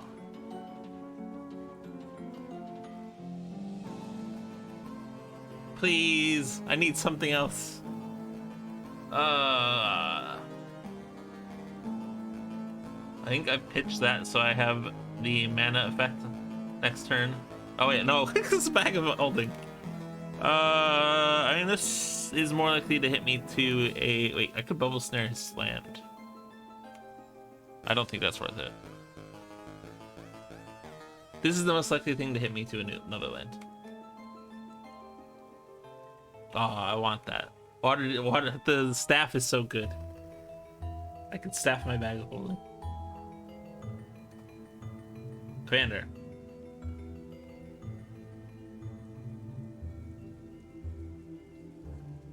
Wow, that's really good with the fractal thing. Emergent sequence. You to remove a +1/+1 counter from your land creature and cast a spell off the card top of the library. Foretell. It is probably Doomscar. Because that is the primary foretell spell that everyone runs.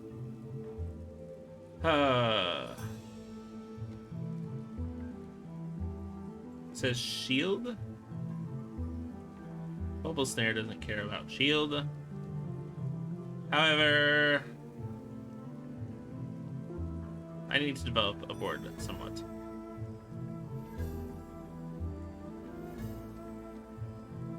So I will wait on a Bubble Shield, especially since I don't want to really spend my entire turn kicking it. Like, his commander isn't a threat from attacking. When a creature, oh, pretty good.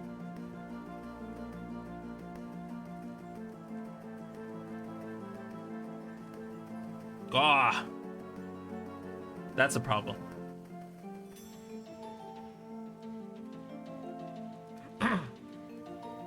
Oh.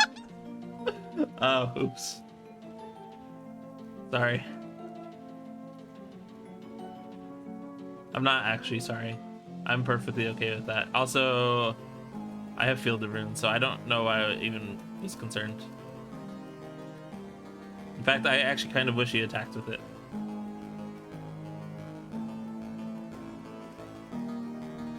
Lantern Bear.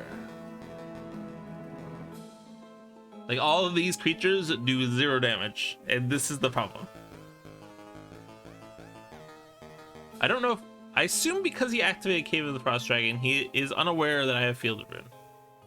So he may still activate Cave of the Frost Dragon again this turn and just waste 2 turns. Which would be nice.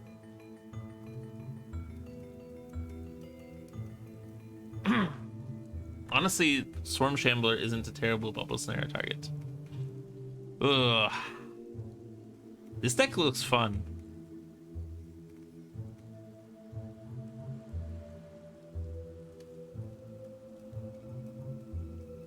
Yes.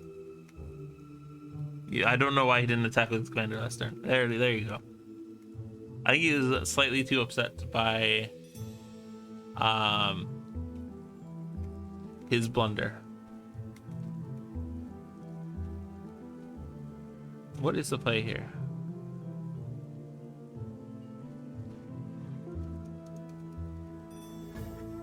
The play is to take it.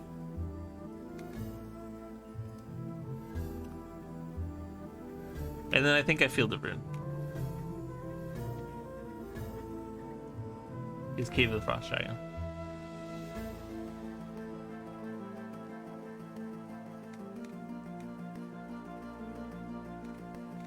It's funny because I forgot about this. So had I not had that extra land, I would have gotten blown up there.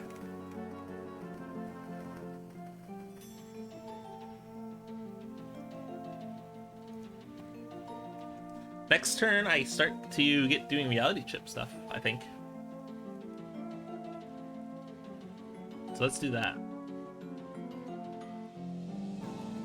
No, do you have a counter spell? Okay. Reconfigure to... what is... This is the correct choice. This is the one I'm most comfortable with him killing. What do you have? What is it? What is your foretell? Okay, nothing. Alright, good. Witness protection! I can't do that, right? Yeah, no, fuck. I can't. I was excited for a second. But I forgot he has that, which is really good. Black Staff of Waterdeep. That makes 4/4s, which actually do kill things.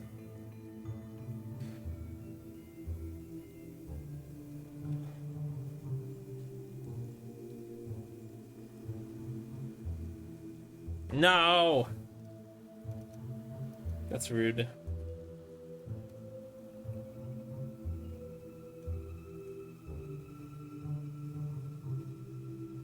Screw it. Double attack. Why is this only a 1/1? I'm confused slightly right now. I thought he put a +1 counter on it. What is this? What did you just cast? I don't even know what he just cast. He's getting a bunch of triggers though. What is this? Can I read this, please? Game? Hello? Is it something in exile? Okay, there it is. Take an extra turn after this one. Ah, okay. That's the relevant part. I'll go ahead and just concede to that. Because I'm pretty sure he is lethal with that. Or at least close. Also, his removal of reality chip stopped my fun, so there's that too. Oh, hello Kai. Thanks for the raid, and hello, greetings everyone, including Ari Watermelon. Punk Fox raid, indeed. You catch me after me losing a painful brawl game. I'll go ahead and play actually one more brawl game with a halfway decent deck for the raid before I go into the misery that is draft with this format. How was your stream?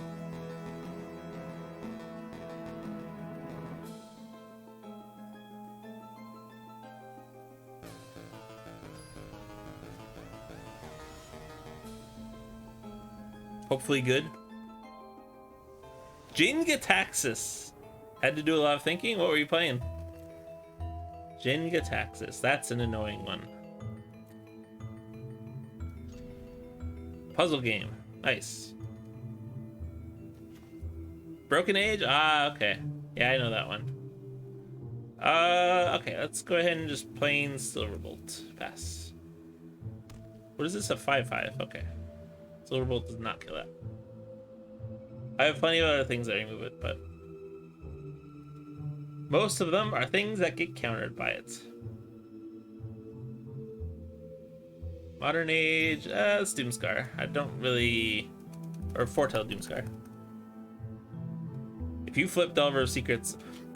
Blind flip Delver of Secrets turn 2, I'm upset. That's not a thing. I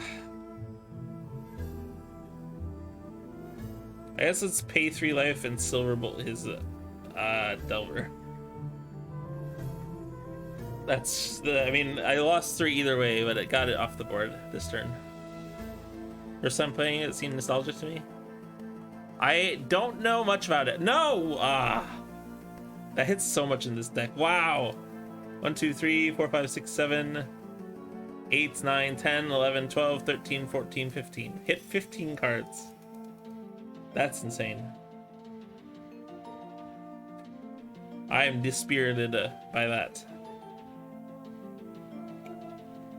And I didn't draw land, so I get to miss my land drop too.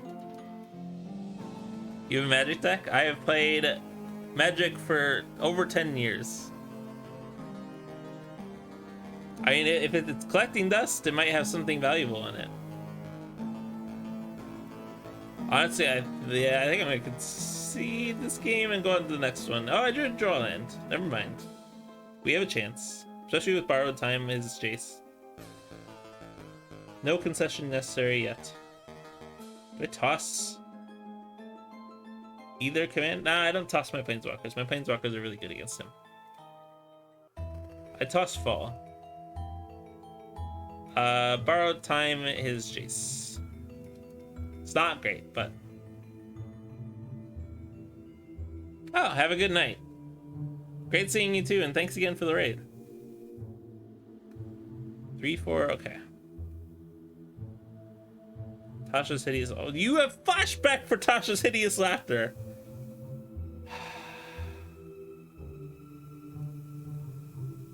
I don't have a way to not.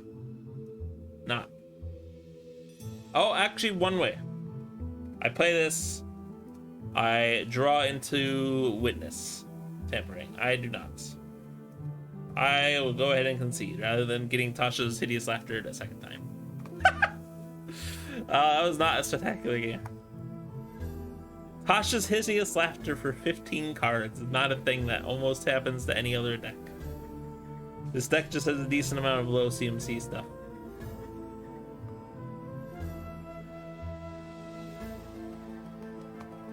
Alright, after this, I will do the draft. That was just too rough of a game to end on. Cody! What? I'm excited to see what this deck is. I actually forgot Cody was still in Standard. That's a good hand. Can't cast permanent spells, so it's almost certainly a bunch of instant sorceries. Okay.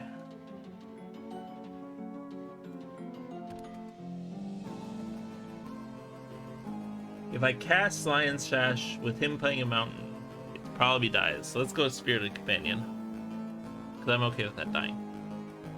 I know it's a cute dog, so I shouldn't be saying I'm okay with it dying, but it's its job in this deck. Foretell a card.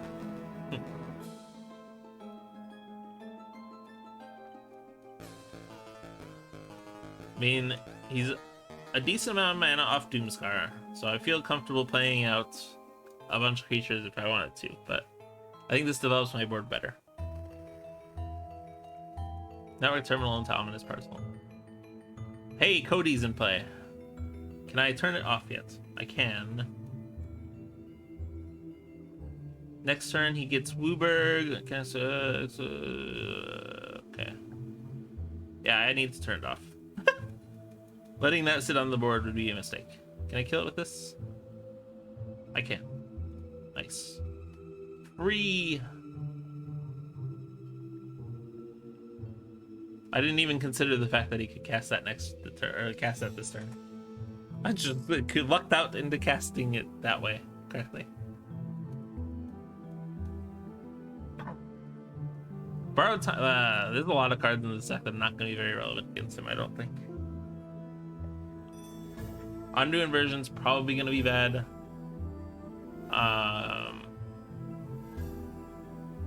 Yeah. I think crack Roadside Reliquary already. Hope I draw into a land. Yep, there it is. Okay, nice. Although, actually playing Undo Inversion flipped is probably cracked. Dog is just gonna keep punching him for one.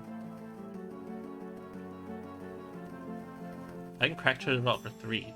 Okay, you played that again. It's probably dying again, because no, you do not get to keep that around. I'm not allowing that to stick around. No, thank you.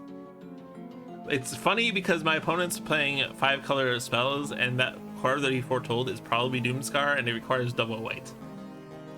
If it is. So I can actually play out my threats and be mostly okay. He may have 1-for-1 removal, but he probably does not have mass removal.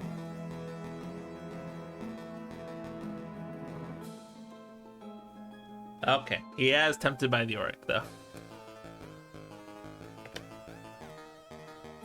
Can I do anything about that? What's my graveyard like? Ominous Parcel, I could kill it. That's less than ideal. Let's find out. I can do this. That didn't get me anywhere.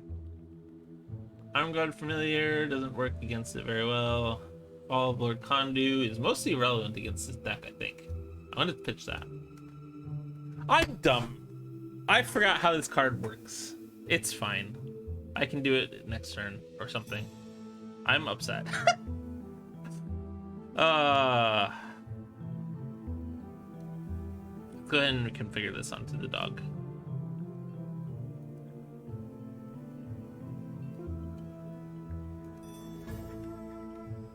Fall of Lord Kondu literally gets back my Adelaine. I don't know why I did that. Oh, you sent it. Oh, I missed that he sent that to Cody. Is this cast first? Casting the next spell. Ooh, okay. What? Okay. It's fine. I mean, the dream is that I top deck the reanimation for all of my things next turn, but that's probably not happening. I don't know why I did that. I think he had a land I could have exiled, yeah. Dang. Took one, well actually took, yeah, took 1 damage unnecessarily. No! Ah! This is bad. This is an interesting deck. His mana base needs some work, but I don't know why his mana base is so non-basic. I mean,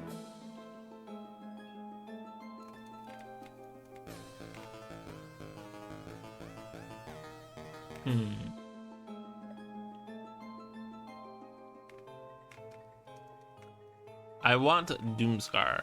That's what I want.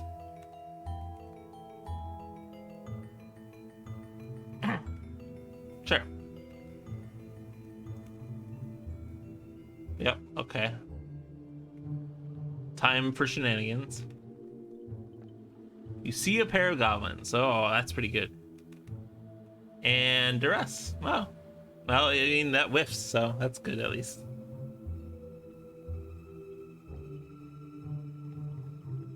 Sure. I don't know that that was a good use of that, but I mean, I nearly died, so that is not what I need. Okay. I have one shot. Okay. That shot has been missed. I lose. Actually, yeah, I lose.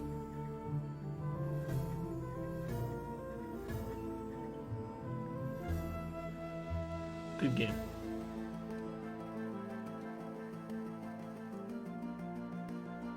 He's gonna do. Oh, okay. Ah, he didn't even do Cody again. I thought he was gonna do Cody. It would have been slightly BM, but I mean, to be fair, that's a really fun card. I can't hate on that. It's a deck I have not seen before, so losing to it is a pride. All right, time for draft. 10,000 coins. So this is actually a draft with other people, which is why I think this is going to be an actual mess.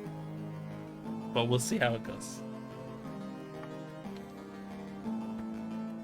I think there's a lot of bad cards in this format, so I think the good cards are going to be taken like immediately.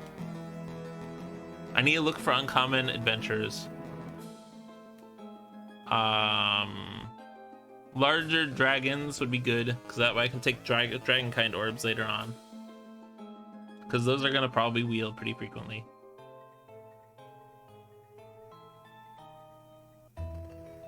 Yeah, I don't know. We'll see.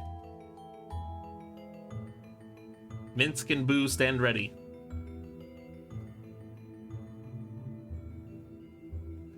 Stroke of luck. Okay, that's no. Alright. Carnelian Oro Dragon Kind, which is one of the better Dragon Kind orbs. Hippogriff is pretty decent. Double team. Lose your turn. No. Okay.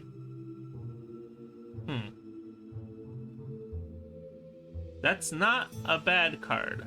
What is this? This is shenanigans. Just give a creature in your hand every turn haste is really good. I kind of want to take that because that's silly. It feels weird to pass. Oh, okay, hold on. There's no way this is right? This is probably the correct thing. This is the correct thing. I'll get Cobalt the Warcaller again. Red and white. I think each card could. Okay. That's probably not happening. Another target creature control gains first strike and double T. What? Gains double T. Okay, only once. Okay. I mean, I'm being past good red stuff. This is just insane. I think this is the take. It blocks me, like, it doesn't lock me, but... Oh, come on.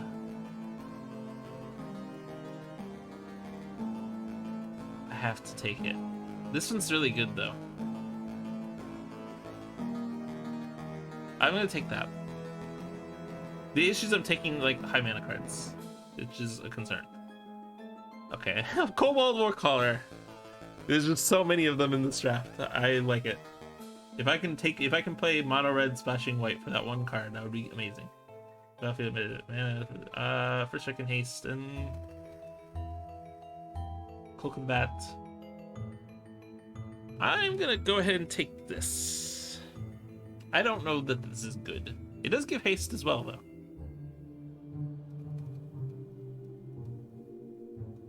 Ettercap is pretty decent. Into the is cast, exile, and return all the permanent cards. Exile. What? That. What is this shit? This is so weird. Is it good? I don't think so. Not for me. Prophetic Prism, because it's free. Screw it. I'm gonna take this just to have it. It's not the correct choice, but I mean, my deck's shaping up decently. I have a 2-mana threat. I have 2 good, solid endgame cards.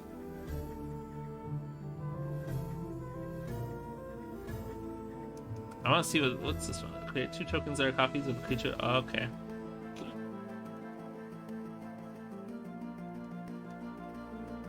So copy it and it's double strike and haste. Okay. Ooh. Ooh. Dies, no power, you get a boom. Okay. I mean, yes, please. Especially with this high CMC, like getting a thing that makes treasure tokens would be nice.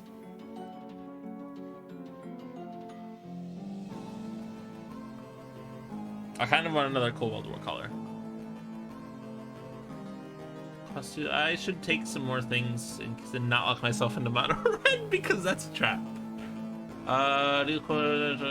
Okay. I should, however, I will not. Okay, this wheel is a little surprising.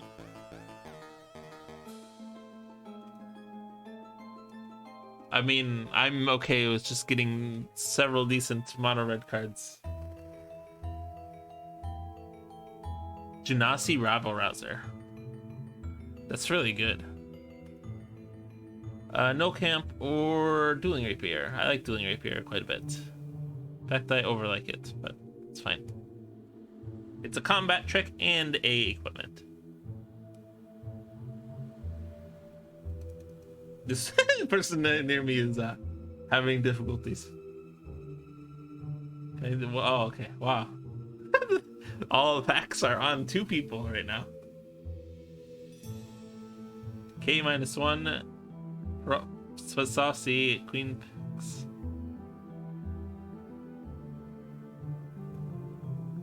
Here comes. What do I get? Did a Kobold Warcaller wheel? No, but other ones did. Okay, or this. I think the correct take was the other one, actually, but it's fine. Bolt of Giant Strength. Or Young Red Dragon. If I want to stick with the mono red aspect. I can't wheel this, so I'll take it. If I can lock the people to my right out of mono red, that means my third picks should be, or my third round should be pretty good. Oh, nice. Or I think this is correct.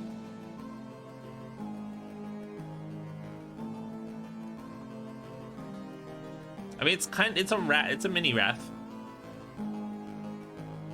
It doesn't hit this, or doesn't kill this. And doesn't kill any of these. Yeah. That was good take.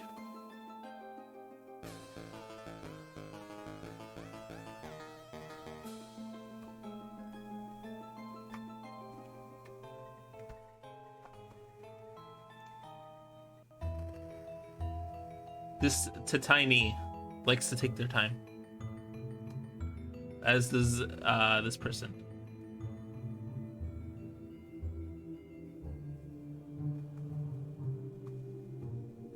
Cardum. Or 3 attacks with a playing counter secret card. What? How? Okay. So no one to my right, 2 spaces at least, is playing red. Otherwise, this would not have gotten to me, I don't think. There's no way a red card is better than this in this pack. In fact, there's only 1 uncommon missing, which means there was an uncommon and a common taken. 4/3 haste alone is halfway decent. Seek a card with mana value equals the number of flame counters on it. So 1, then 2, then 3. If I can get another Kobold Warcaller, it'll be almost guaranteed that I'll hit a 1-drop. I mean, okay, there's only 1 red option. However, what is this? Has hexproof if it hasn't dealt damage yet. Use combat damage to a player, sacrifice a food token. Huh. You do add blue, blue, blue. Spend the spin it. Only to cast creature spells. I mean, it's not the correct take for the draft. However, this isn't very good. And I mean, a free rare is I'll take. See, now I'm starting to get hit by the red. So I need to actually start getting into another color. I mean, white, I'm probably playing at least a little bit anyways, so I might as well take white. Or take Iron Golem.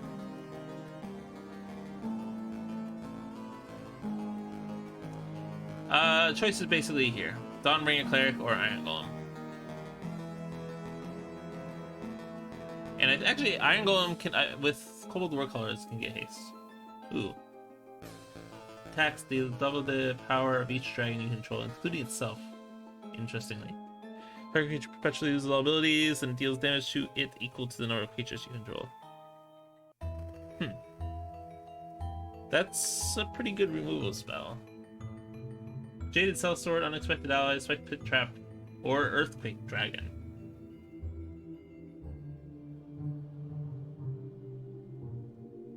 I don't have many dragons. I have these dragons. I do have another dragon there, but...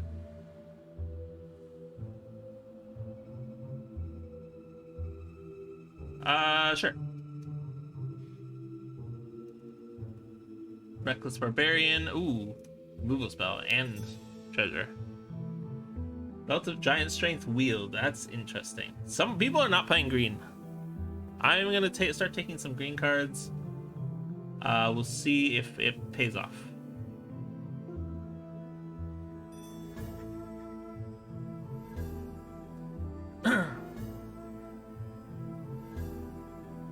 Fireball's pretty good. Okay. There's a lot of blue. I mean, I see why they're still here, because it's mostly not good. I'm definitely gonna have to play another color. I don't know which color that's gonna be. I'll put this over here too, because I haven't made the decision yet. Fine. Let's take that. I don't know that I would play it, but... Altar of Ball. Okay, that's good, however... It's probably not a color I'm going to play. Do I take Kobold War Color? I think I might. It perpetually gains this creature attack each time at table. Interesting. 4/2 haste double team is not bad.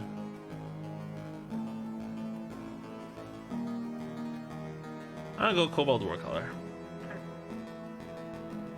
I like the concept of having two of them and more likely getting it like in the first couple turns.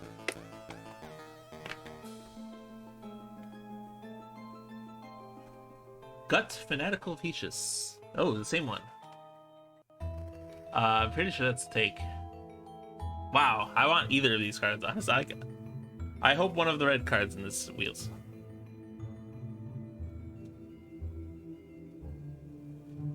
High-11 Captain's not bad. Reckless Barbarian. Let's go take this. I have a decent high cost stuff. Like double gut. That's weird. Double gut is pretty cool. Jaded Sellsword, Spike Pit Trap.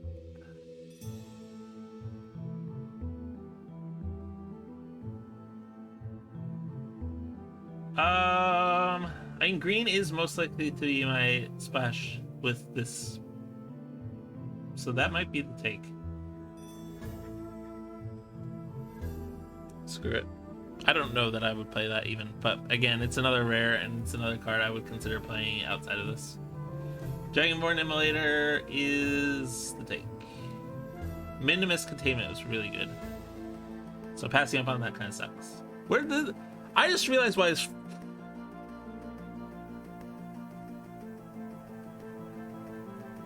A Death Touch, yeah. There's no mana fixing in this format. Why do I have triple gut? I will take it. There's no mana fixing in this format. What is that? Why is there no mana fixing? That's so strange. Cool. Oh. I want all three of these cards. Menace double team or Fireball. Let's do Fireball. Ace double team or Insistent. Yeah, let's do that. Dragonborn and Emulator, sure. I can play mono red, I think. Which means I can actually splash this. Let's go ahead and take out these artifacts that I drafted just because. And see where it puts it at stat. This card is just really good. That's kind of why I just want it.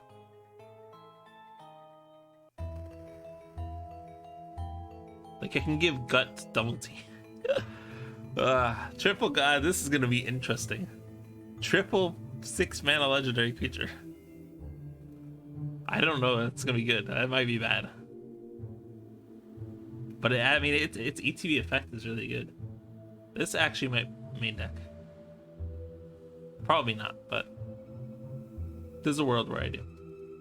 Spike Pit Trap's pretty decent. Cloak the Bat, do I run? Sure. I'm gonna put this back in, because I might run that. This is not gonna run. Iron Golem, no. And Mirror Life Trapping is bad? Yes. Well, okay, hold on. I need to look at something. It may actually work really well with Gut. Which if I can go turn 4 Mirror Trapping it with into Gut. Enters the battlefield effect. How does Mirror of Life Tapping work? Cast, exile it, then return all other permanent cards.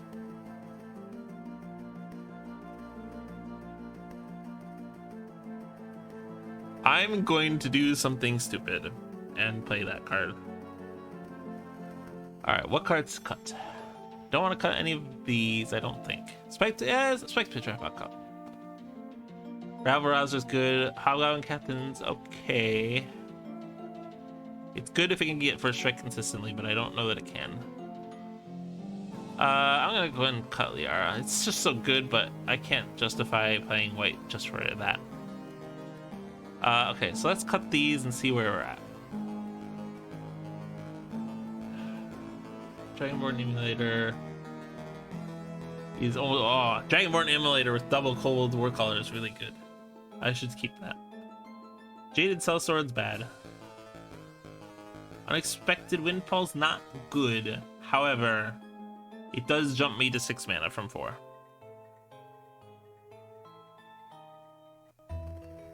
I think I play this deck. Playing in haste. How much double team do I have? Not actually that much. I don't think I play that. What is my creature count at? 14, but 3 of them are Gut. That's a concern. I need Iron Golem in, so. What do I cut for it, though? Something up here, theoretically.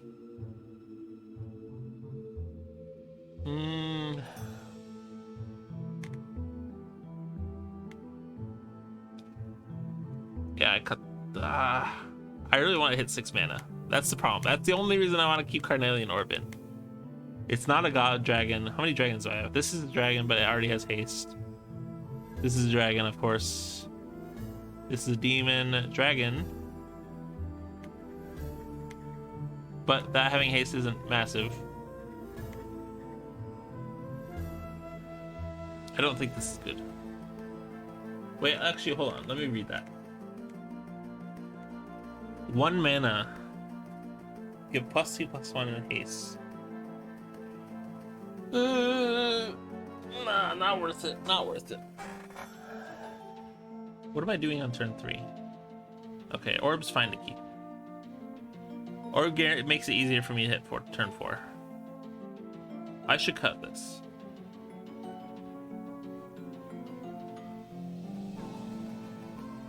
I'm not going to. I should, but I'm not going to. This deck is not good.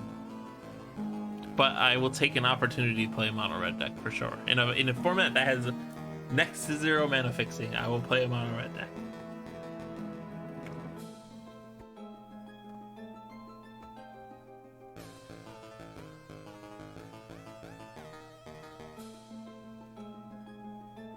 Hold down the Alt key. Ah, interesting.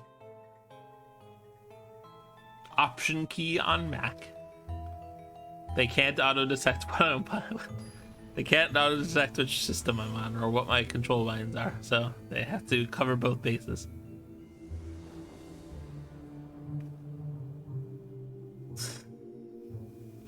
Double gut. I have to mulligan. That's reasonable. That I can keep. Turn 2 Hobgoblin Captain, turn 3 Carnelian Orb, turn 5 Warriors, or turn 4 Cardum. I think turn 4 Cardum is correct. I was about to see what colors he's playing, but I can't because this is not Brawl.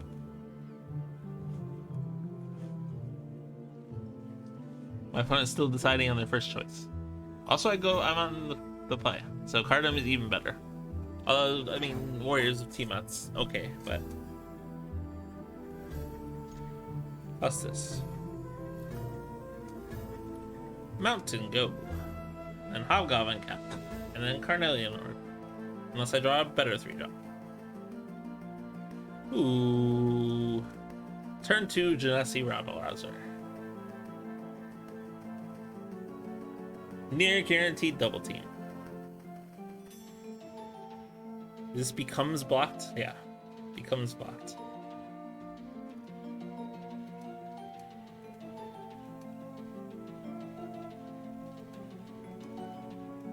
Boom.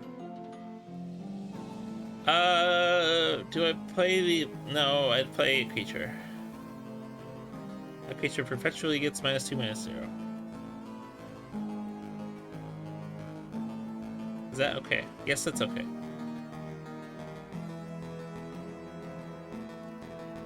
Double Rebel, or like I can attack for 6 next turn if I wanted to. I'm not falling for that bait. What is this? Okay. Time to punch face.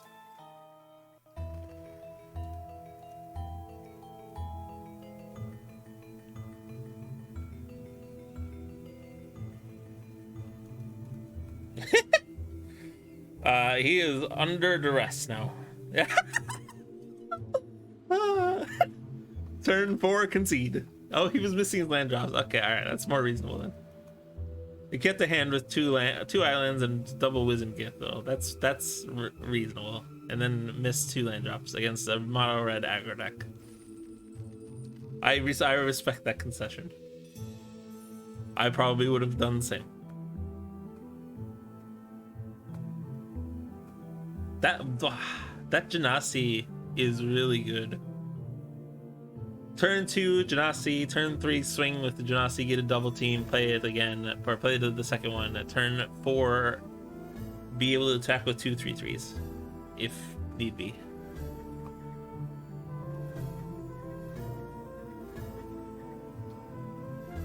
Yeah, it was kind of bad luck on his part. I mean, it was like aggressive keep, to be fair. Although, I mean, those 2 ones are designed to be on the offense, and he had to be on the defense with them, which was really bad.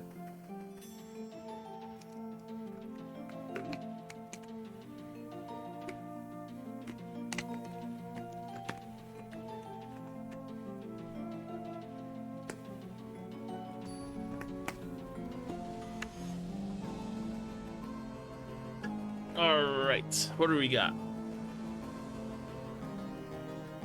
Ooh, ooh.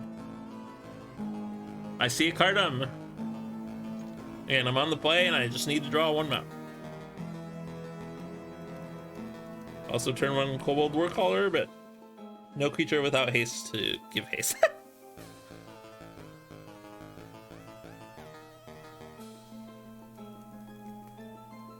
Wow. He has his own turn 1 play. Honestly, if he attacks, I block it. That gas just has interesting value.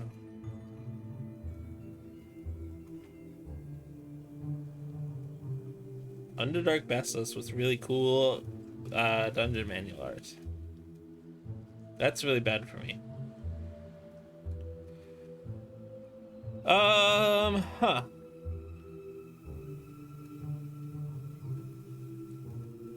That Basilisk is gonna be a problem.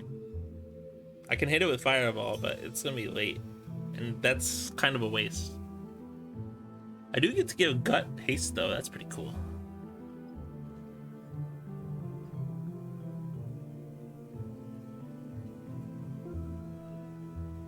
This card is interesting design.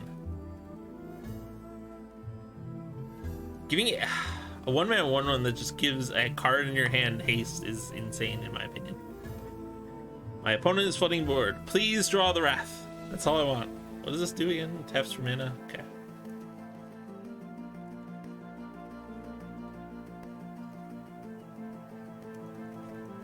This is rough.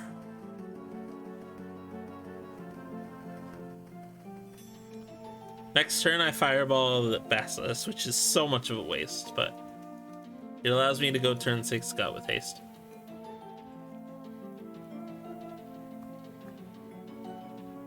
I don't know that I attack with haste, but I'm sorry, are you missing it? Okay.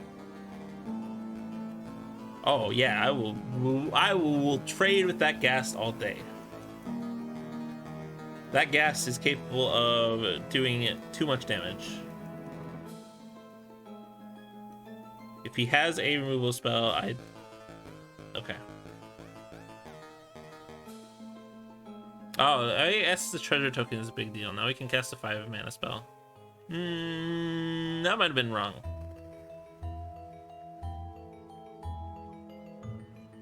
It's funny because he knows that I have a haste creature in hand now. Saravak the Usurper. 1+1/+0 right now. It has Specialize. I probably should remove it.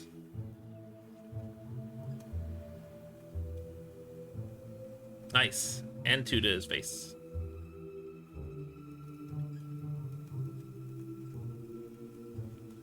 I really hope he attacks with the Basilisk. I don't think he will though, which is upsetting.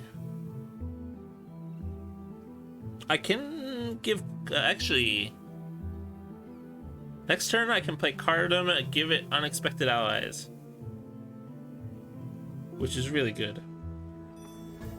Oh, that Saravak would have been upsetting. 3, I guess 2. It's fine. Has Menace and Death Touch. Okay, I see. Is he playing it now?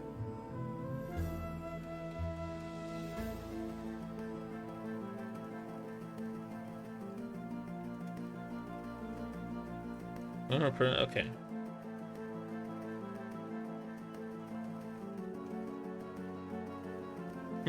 This is interesting. I think I play Cardam, give it Unexpected Allies, because that's a really good value.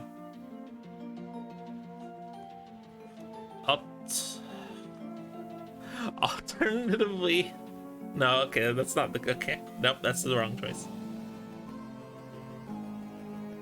Let's do this. This is the best value.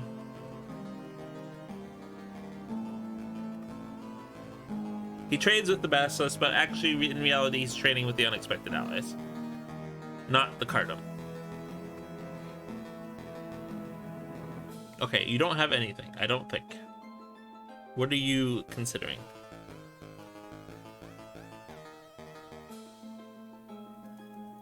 Give it Double Team.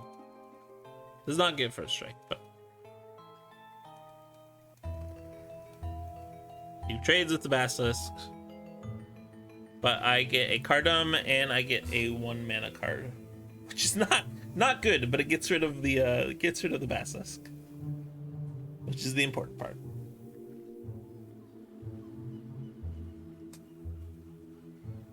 That touch is aggravating.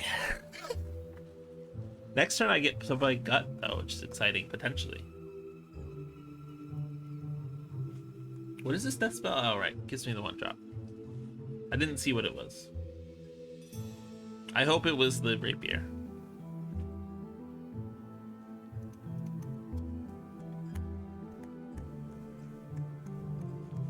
So he knows I have a 4/3 haste in hand.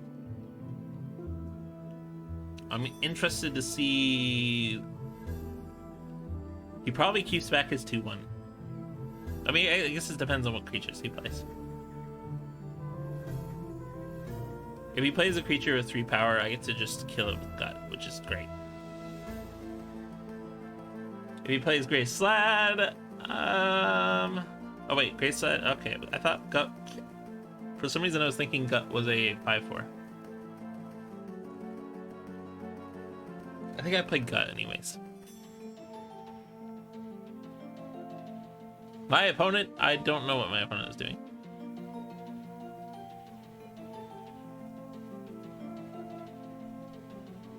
There's no way this is related to the Scry. They probably have something else going on.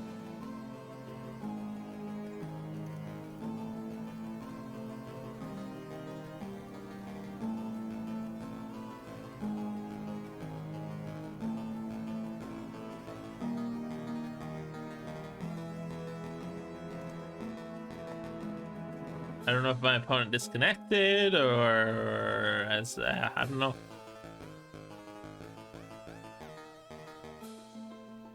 I should turn up the volume in the game.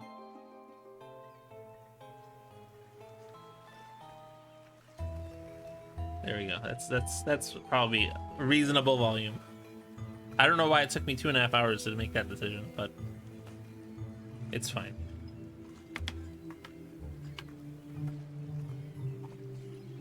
Okay. What is imp again? I want to requirement control these about. Okay, so if I play gut again. Oh, that's valuable. I will do that.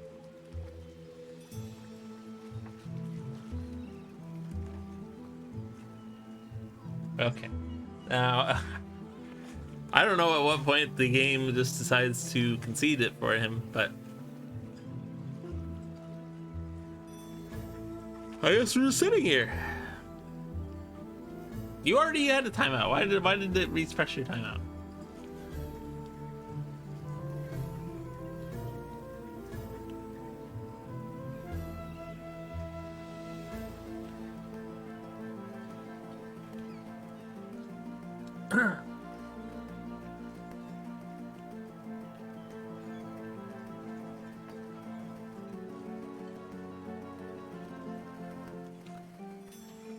Okay, all right. I guess that answers that question.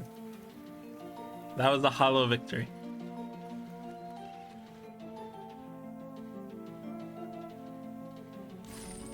But I mean, I did have to wait for a while. 2-0 technically. First match was I won by Mana Screw. Well, kind of. He would have had difficulty coming back from that board position, but I mostly won by Mana Screw. Second match, also, if he'd kept back his other 2-1, I would have not had as much leverage as I did. So kind of he screwed up. Second match, I lost, I won, I guess, my opponent disconnecting or something?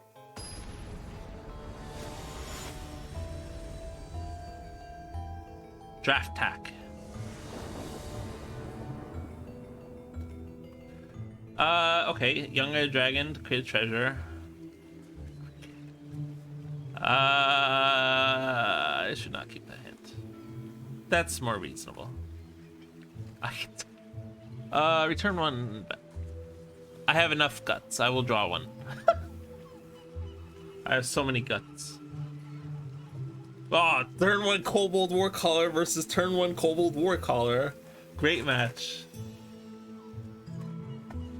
This is dumb.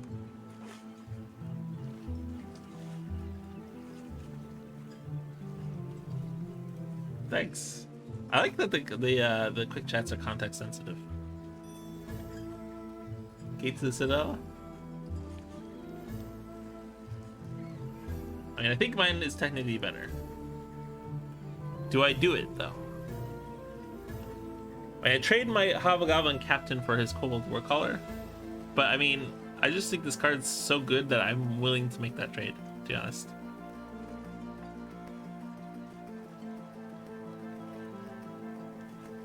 I don't know if he perceives it the same. It does. He does not. Okay. He gives one creature haste, and that's it.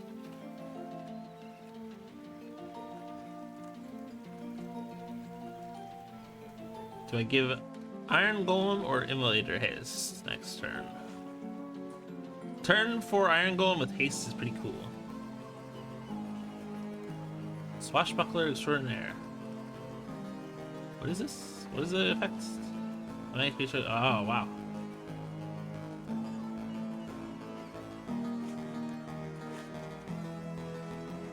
I think I play Iron Golem. Gives me a blocker. Or trades with whatever he plays here. That's also possible. But he'd be trading potentially with a 5-drop, so I think that's worth it. God, this card is really good. I wish I had that. 3 mana, 2/2 ETB, create treasure, and then you could say, okay. That's really good effect. What the heck?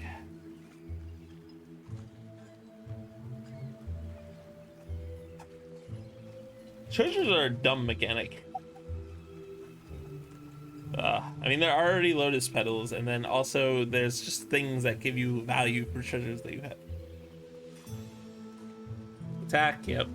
Not giving a double strike because that wouldn't make sense, yep. I take it because it's not worth trumping. He plays a creature, probably.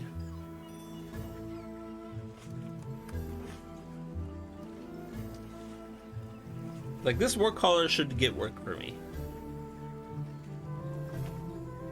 Hippogriff. That's fine. I almost passed turn. No! There's the double gut. There's the double gut.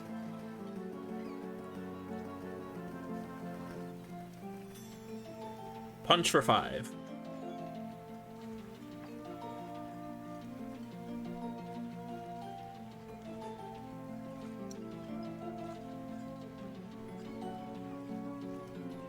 I mean, I don't know what he does. I think he attacks with Hippogriff, but I don't think he has a double strike. And then next turn he can... I don't know what he does.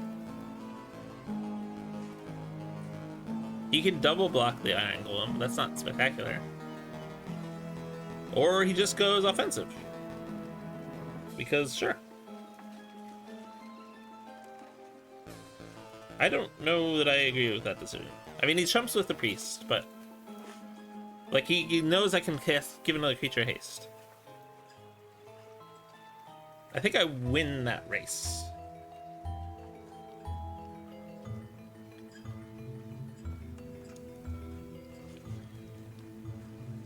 Dueling Rapier. It's more valuable to get out more bodies.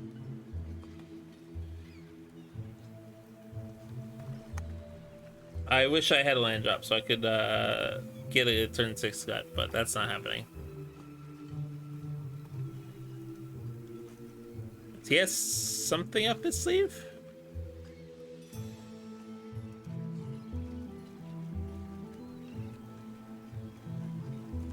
Here it is. What is it? Valiant Farewell. Yep, that'll do it. That's pretty good.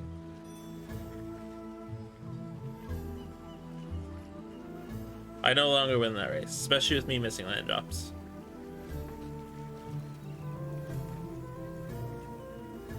I think next turn I probably... we'll see what he plays. He has a gate to the Citadel, but not another white source to activate it.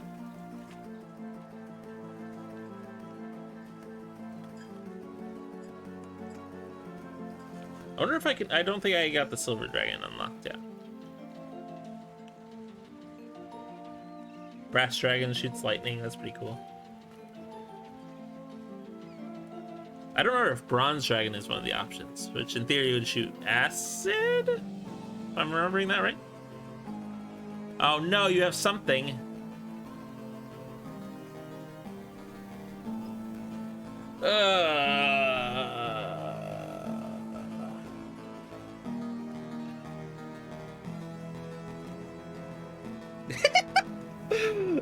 Yep, that's a hand. Yep, which gut are you gonna make enter tapped? Yep, that one. Okay, I'll give the other one haste. Thank you. I need to... I lose next turn unless I remove one of these two creatures.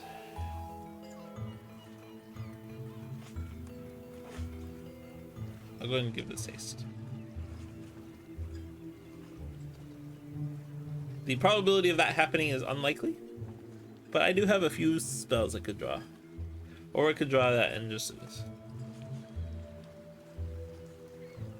Yep, that's game.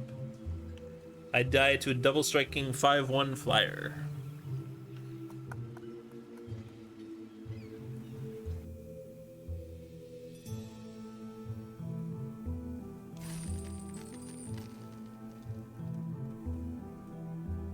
That was unfortunate.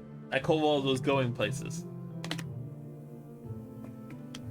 It just went to those places too slowly because my opponent was playing a red-white aggro deck. Someday I will get to cast one of these 3 guts, and it will be great.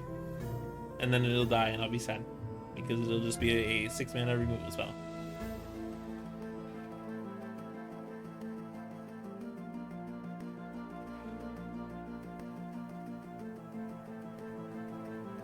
Wait, I missed the text about Minsk and Boo. I'm sad.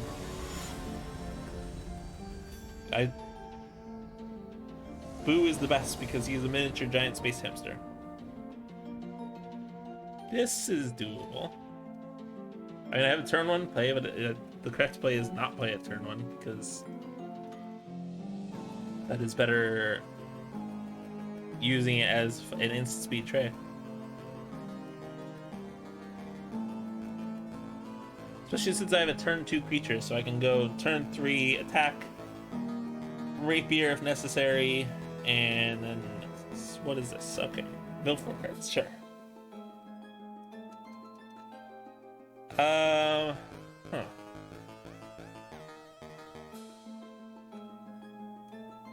Let's go on the offensive.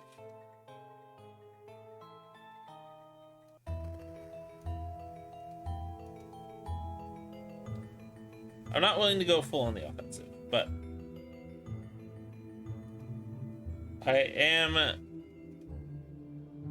going to use the treasure token just so that way I don't miss my land drop. Well, I missed my land drop, but you son of a bitch.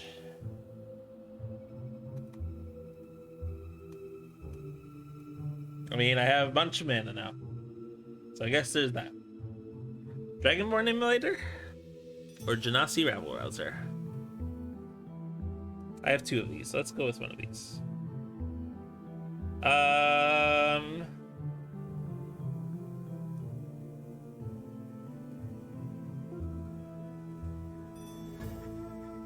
It does not matter.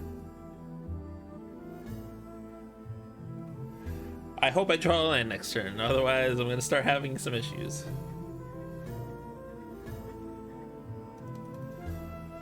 I did draw a land.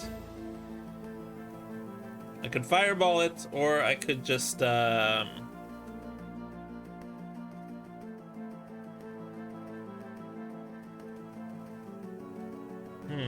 choice. I think I attack and trade, and then I get a Dragonborn Emulator with 4 power, which just carries over the Gift of Tiamat, because that's awesome.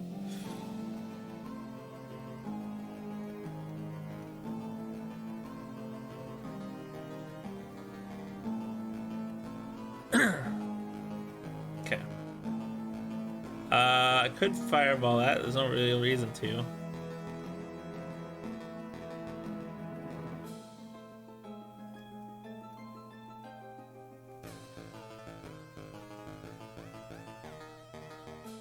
My opponent is off mana, though. Let's just assume my opponent doesn't have a kill spell. Using the fireball in there is not worth it.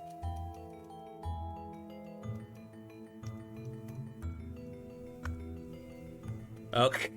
Second gray side. Okay. Good talk. Unexpected allies. Oh, interesting option.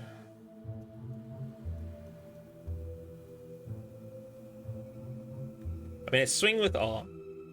Cast the copied Null hunting party. It costs 4. So actually, this is a good use of my treasure. Is it? Yes, it is.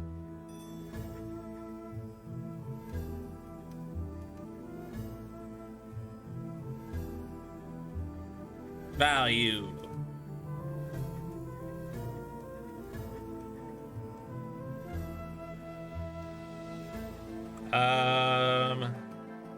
This is first strike, which is important against this.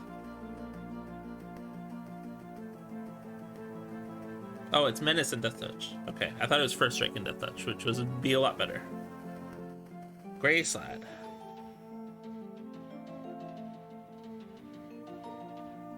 If I drew a land, I would have a lethal.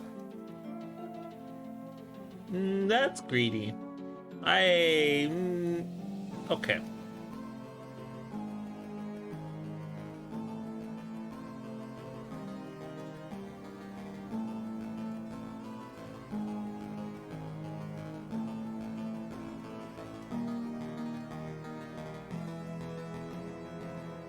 Okay. Yeah, that's why that was greedy. This at least survived him another turn. And killed one of my creatures? Yeah, killed one of my creatures.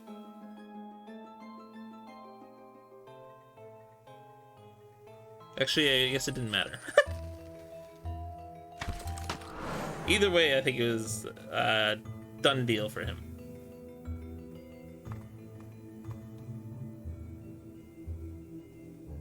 This deck is so weird. This format is just so weird in general. I don't know that I will be drafting this format again. Although, I mean, the dream of getting the perfect dragon deck is just very tempting. Because the perfect dragon deck in Limited would be amazing. Like, play 2-3 color dragons, run a bunch of orbs of dragon kind, run maybe like one of the D20 dragons. There's just so much interesting potential there. I like this hand a lot. I can guarantee play one of these on turn 4 with haste. And it's probably going to be the Iron Golem.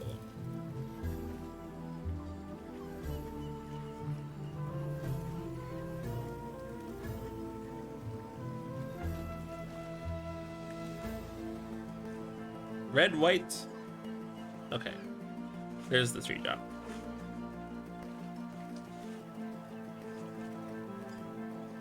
Let's give Iron Golem haste. Pass turn. Give Dragonborn Immolator haste and trade with the Soldiers of the Watch. Kind of trade. Partial trade. I'm fine with that.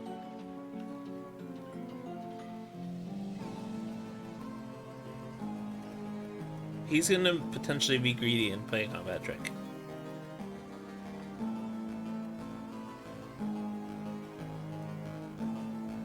Two 4-drop hasters.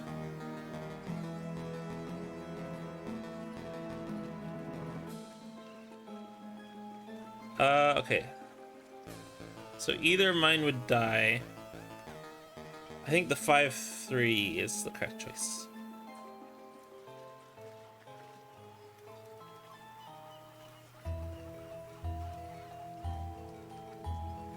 Okay.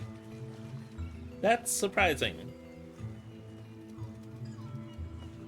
He has something in his hand. Otherwise he would have made that trade.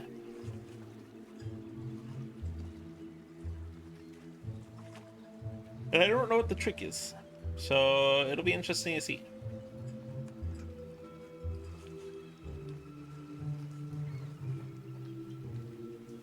I don't think it's anything that Dueling Rapier helps with.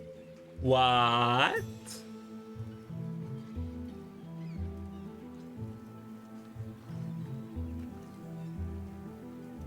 I guess he wants to do it while I'm tapped out, which makes sense.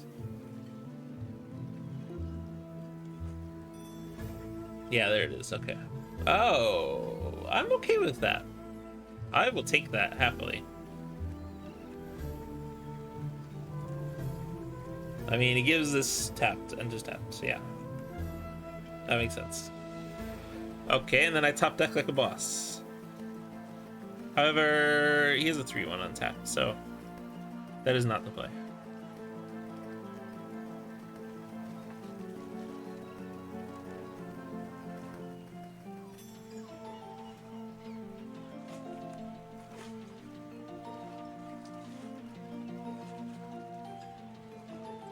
I think I cast Dueling Rapier and give it +2, +0.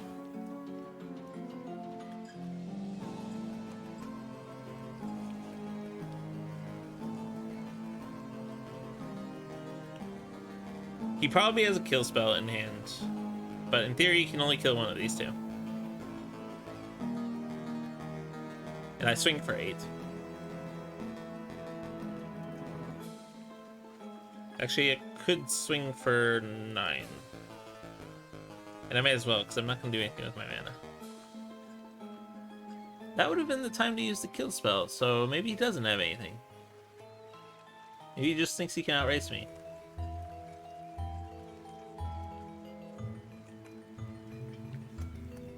Or he just misplayed. I don't know which one. Okay, well, I just misplayed, but it's fine. It was 1 damage. Interesting. So what's he gonna do next turn? I mean, next turn I am almost certainly unexpected to windfalling, discarding the mountain, because I don't think there's another card I would discard in this deck over a land right now. I hit 6 mana. That's the important number.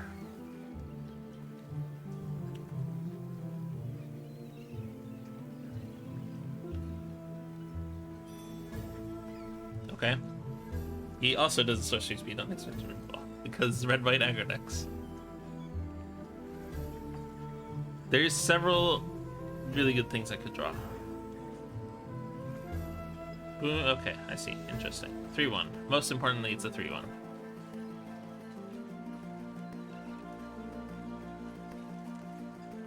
Does he out aggro me?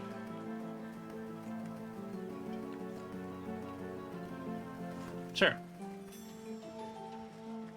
I mean, he has lethal on board.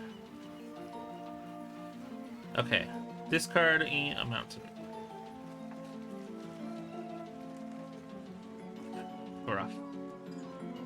Rough. I guess it's not that rough. I have Dragonborn Immolator.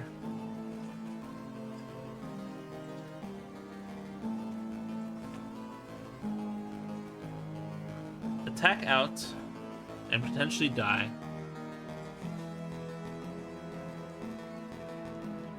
He's white-red, so his chance of getting removal is pretty decent. But I'm a red deck, so... Face!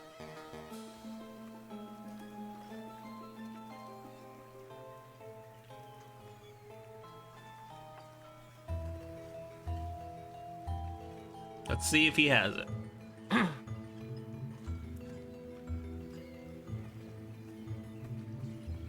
You have the removal spell.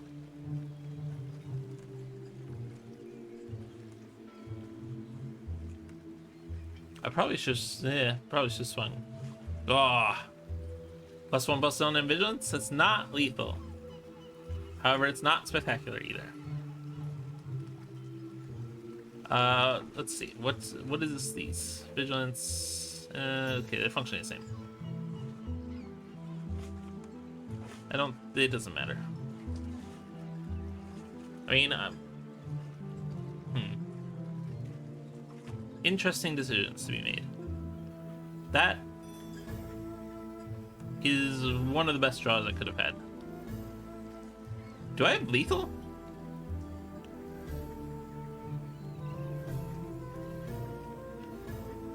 think that I do, which is hilarious.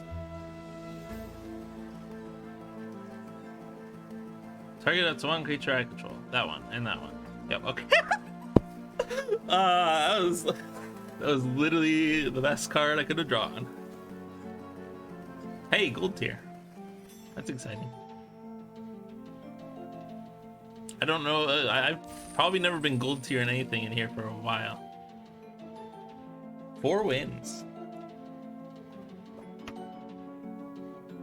Starting to get late. This is 100% the last thing I'm playing. Once I get knocked out of this draft or win out, I'm out.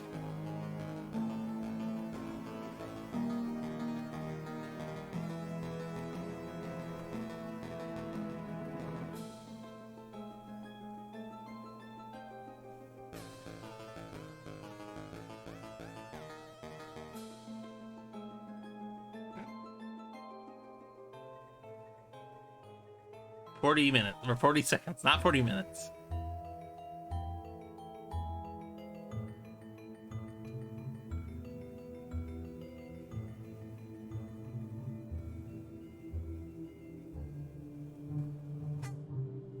Come on, you can't make me wait a minute. There we go. It made me wait a minute, but only exactly a minute. Hell yeah, Minsk and Boo duel, let's go. Rabble Rouser, turn 2. Okay, this hand would be better if I was on the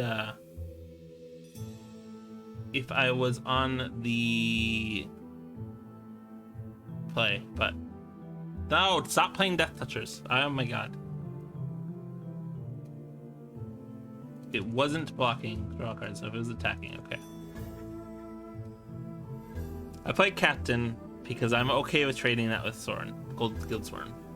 And it makes him more likely to block with it because it's a higher power. Although, I mean, okay. If he wasn't, but not, I don't want you to draw a card. I'll take 2. I'll punch 3 back. The smear of life trapping is a mistake, but it's fine. Do I play Orb of Dragonkind? I think so. Value.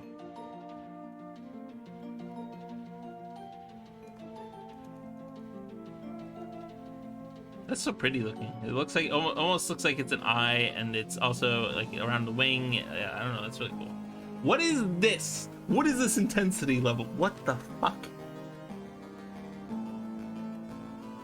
I hate this. I don't like whatever this is. I'm going to play Cardum and punch face, I think. Because mono red.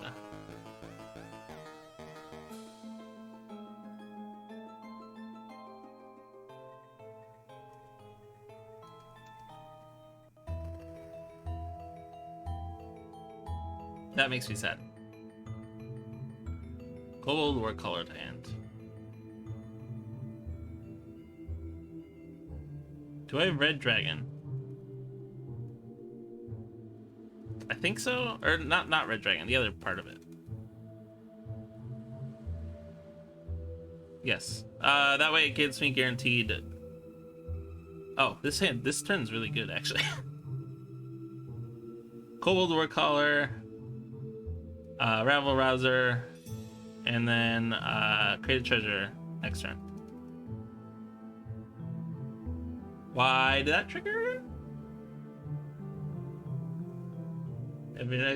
Oh, I missed. Wow, I'm lucky. I did not read that part. Hello, Bruja Pier. How goes it? I will take 4. Do I take 4? Nah, let's go ahead and block here. I would rather not take 4. Also, I would rather get his whatever tricks he has, if any, out of the way. Attacks after. Okay. That's pretty good. And a Dawnbringer Cleric to remove a card from my graveyard? No, that's annoying.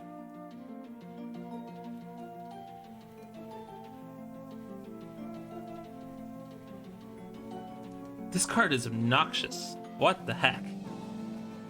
It's already obnoxious from like the amount of text on it, let alone anything else about it. How does this read? How does this work? Okay, I see.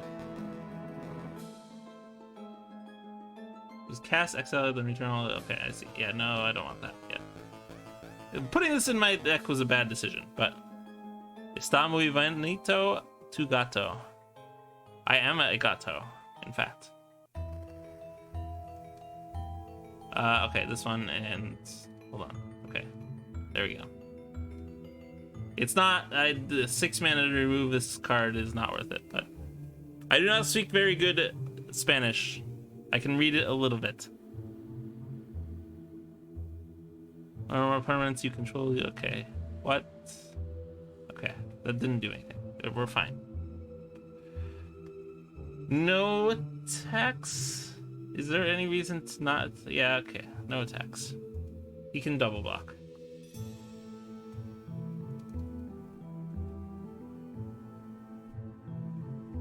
This card is obnoxious. What the heck?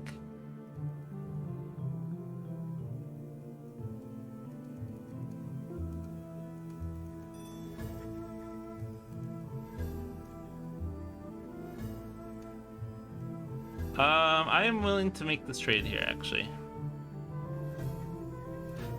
And put a haste on this.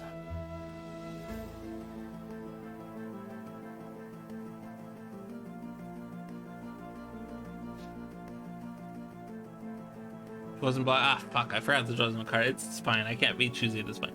I'm just dead. Like, I can kill this. I can play a token, or I can play a creature. But that could, I mean, a 3/2 haste is not going to do enough at this point. But like, there's no point in playing this because he just has 2 tap downers. So I guess I have to play this because it's the only thing that does anything.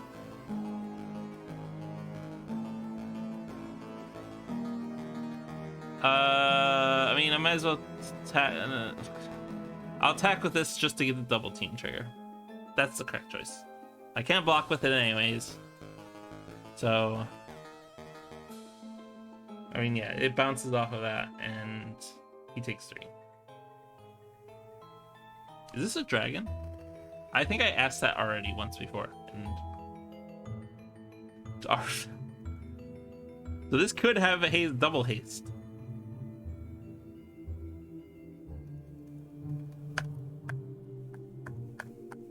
I don't know if there's a draw that saves me.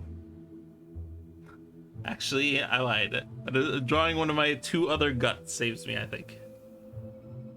I haven't done the math, and I don't know if he has another creature in hand.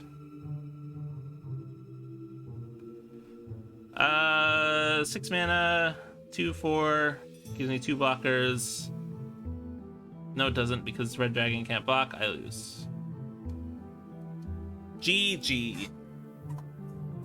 That Moradin's Disciples is actually obnoxious, as is whatever that other white-black card was.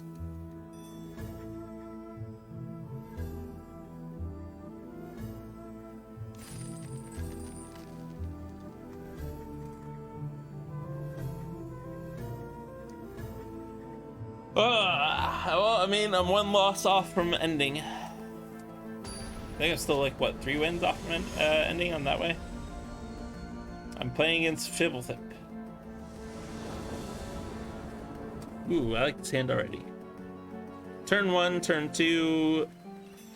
Wow, that's really good. What the heck? And draw land.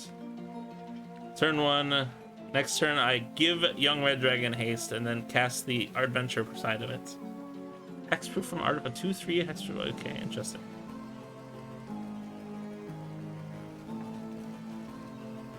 I have turn 3 Cardum.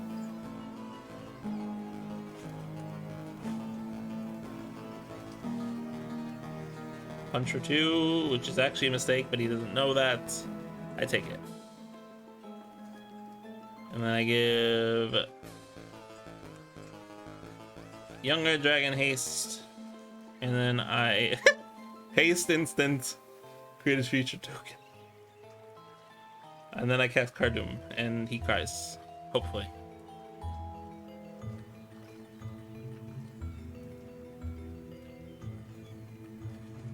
It's exiling my Kobold because that's the only one drop left in the deck, but.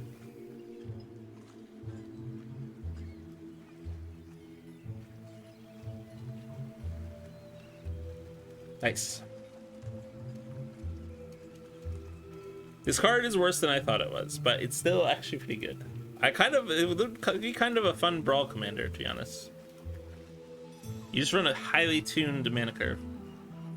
Do deal damage equal to their power. Wow. Why is it not fight? That's really good. That's annoying.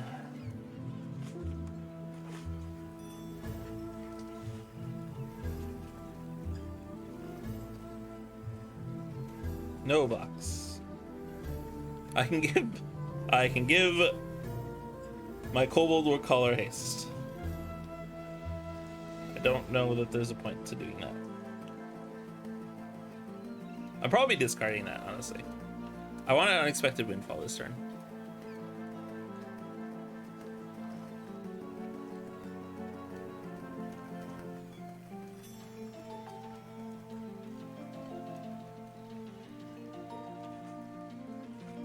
I can Unexpected Windfall. What? Okay.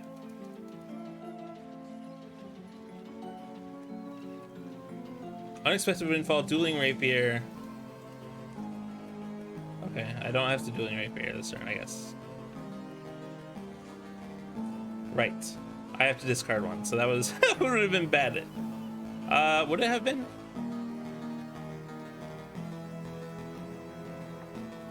That's fine.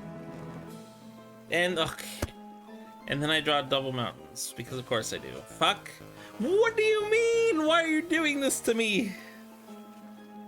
I'm upset.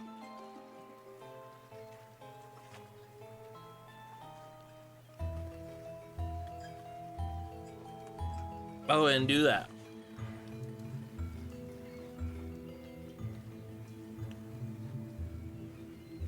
I mean, at least I get to spend it to specialize her.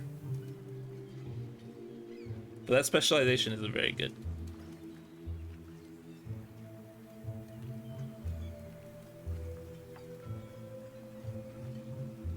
Beginning of each of okay. Sadness.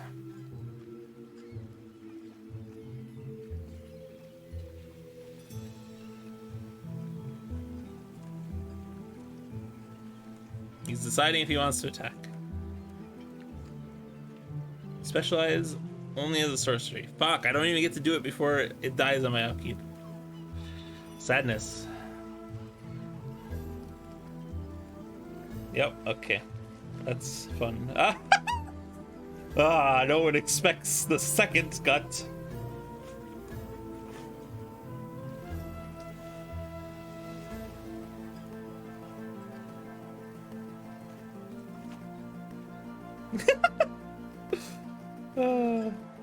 That's funny. But is he expecting the third one? That's the real question.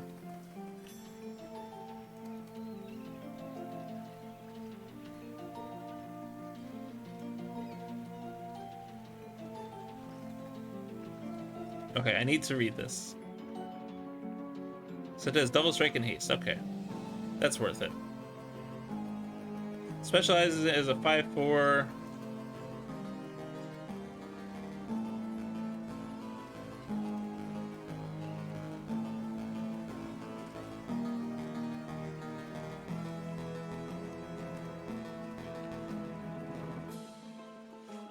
That's fine.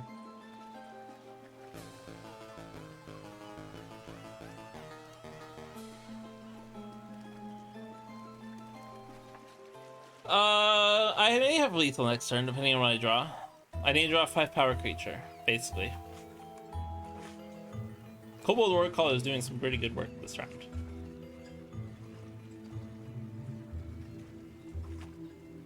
I mean, at worst, he knows I have three damage in the sky. Ooh. Baba Saga. Okay, or I can just keep drawing mountains. That works too.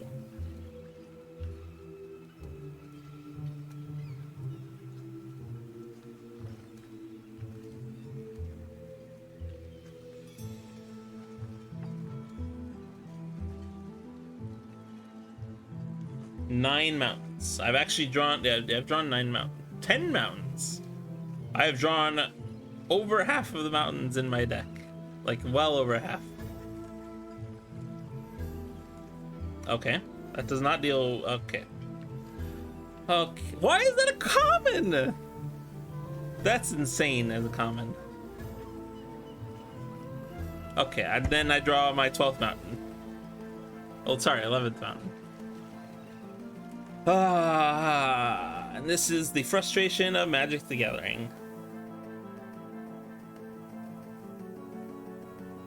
I kind of want to screw around and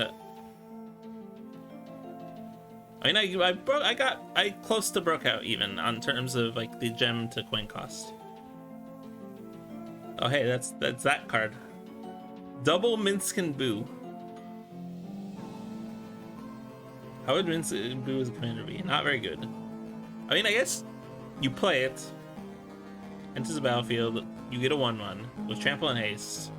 You give it +3/+1/+1 counters. Wait, why do I have 2? I'm not understanding something. Okay, this is the Alchemy version. So I assume I can't use this card. I don't understand how that stuff works.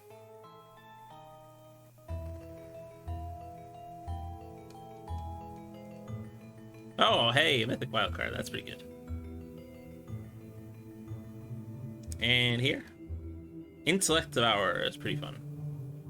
I am going to build a deck and play a single game with that deck. And it's gonna be great and probably terrible. Select format, Brawl. Red. I want to use that thing that I just got. Did I not just get it? Am I drunk? Does it not have legendary? Am I sad? I'm pretty sure I'm sad. Okay, I'm sad. I now no longer want to play it, build a deck.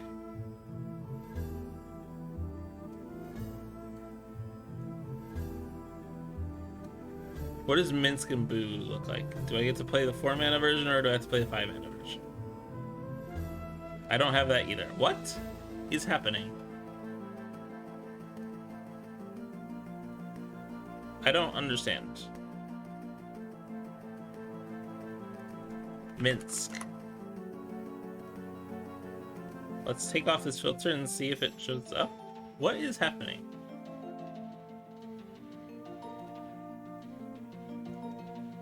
It's not. Okay, I'm dumb.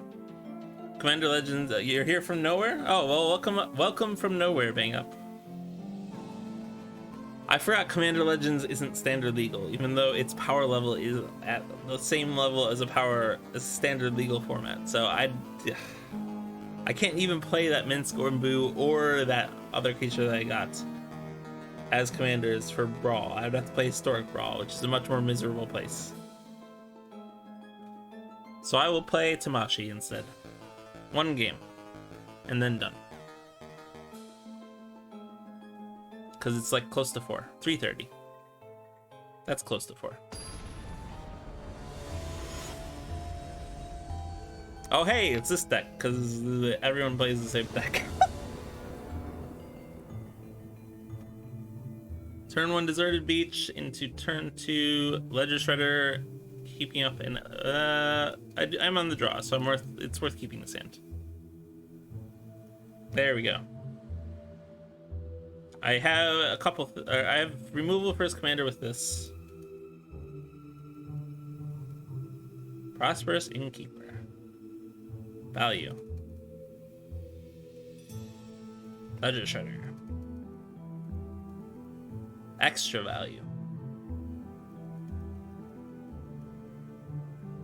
There might be a world where I portable hole his treasure. Lotus Cobra, never mind. That is the correct thing to portable hole. Although he missed the land drop.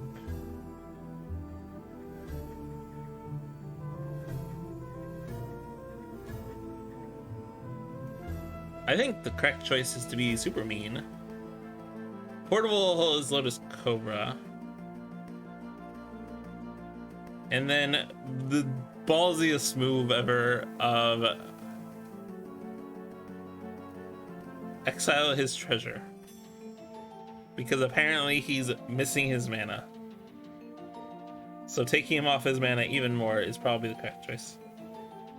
Restoration of Ivanhoe, borrow time, or touch. Pitch touch the Spirit Realm. Normally I would hit borrowed time, but I guess both of these can hit mana rocks, so never mind. He's unlocked. No one expects the march of otherworldly light a treasure.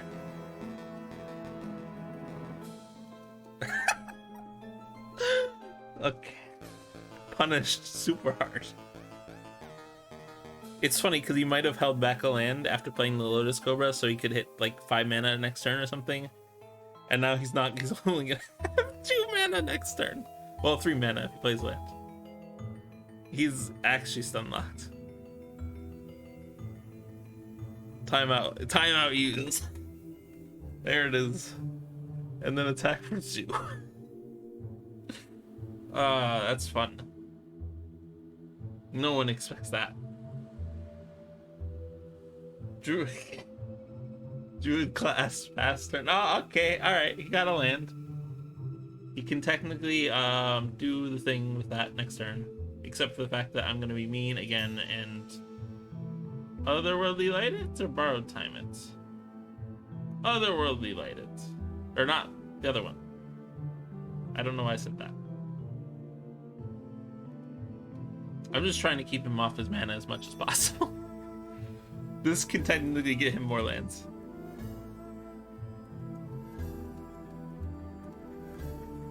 Toski.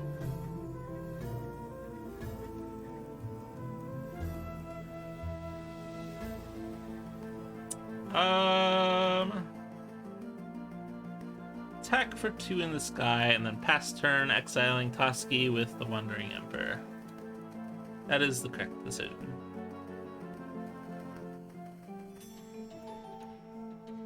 This is dumb. This is the Lotus Cobra, dude. It's funny. I love it.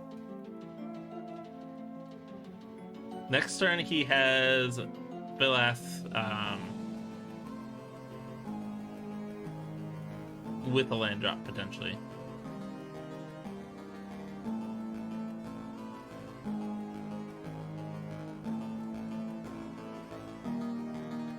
Which will be a problem. What's my graveyard like right now? Not spectacular.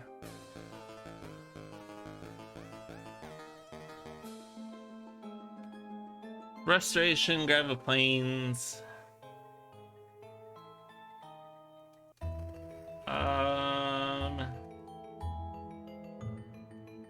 S plus. How does this read? Target plant you control. Can't target the innkeeper. Good.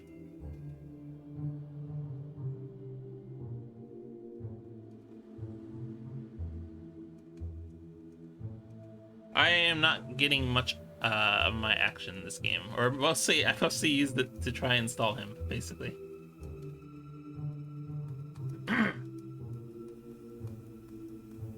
That was a misplay.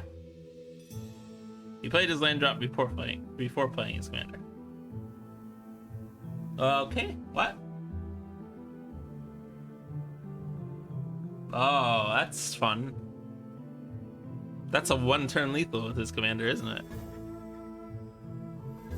1, 2, 4, 8, 16, 32. Yep, that's dead, unfortunately. I probably should have made a samurai.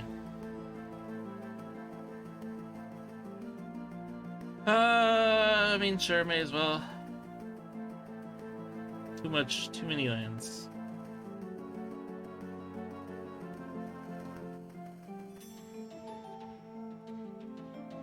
I have enough to commander and bring back that thing to get rid of Devilish Valet.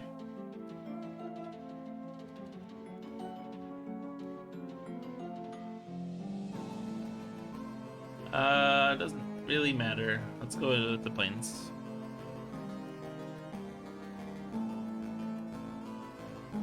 That card is just actually disgusting. 13. I still have borrowed time for his commander. Okay, or he just what the heck? I don't understand that concession, but he was just all in on that that one creature, I guess. All right, what did I get? What's the last card I get? Give Galligators is a pretty good card. I'm going to go ahead and end there. So, thank you for watching, and I hope everyone has a good night. See ya.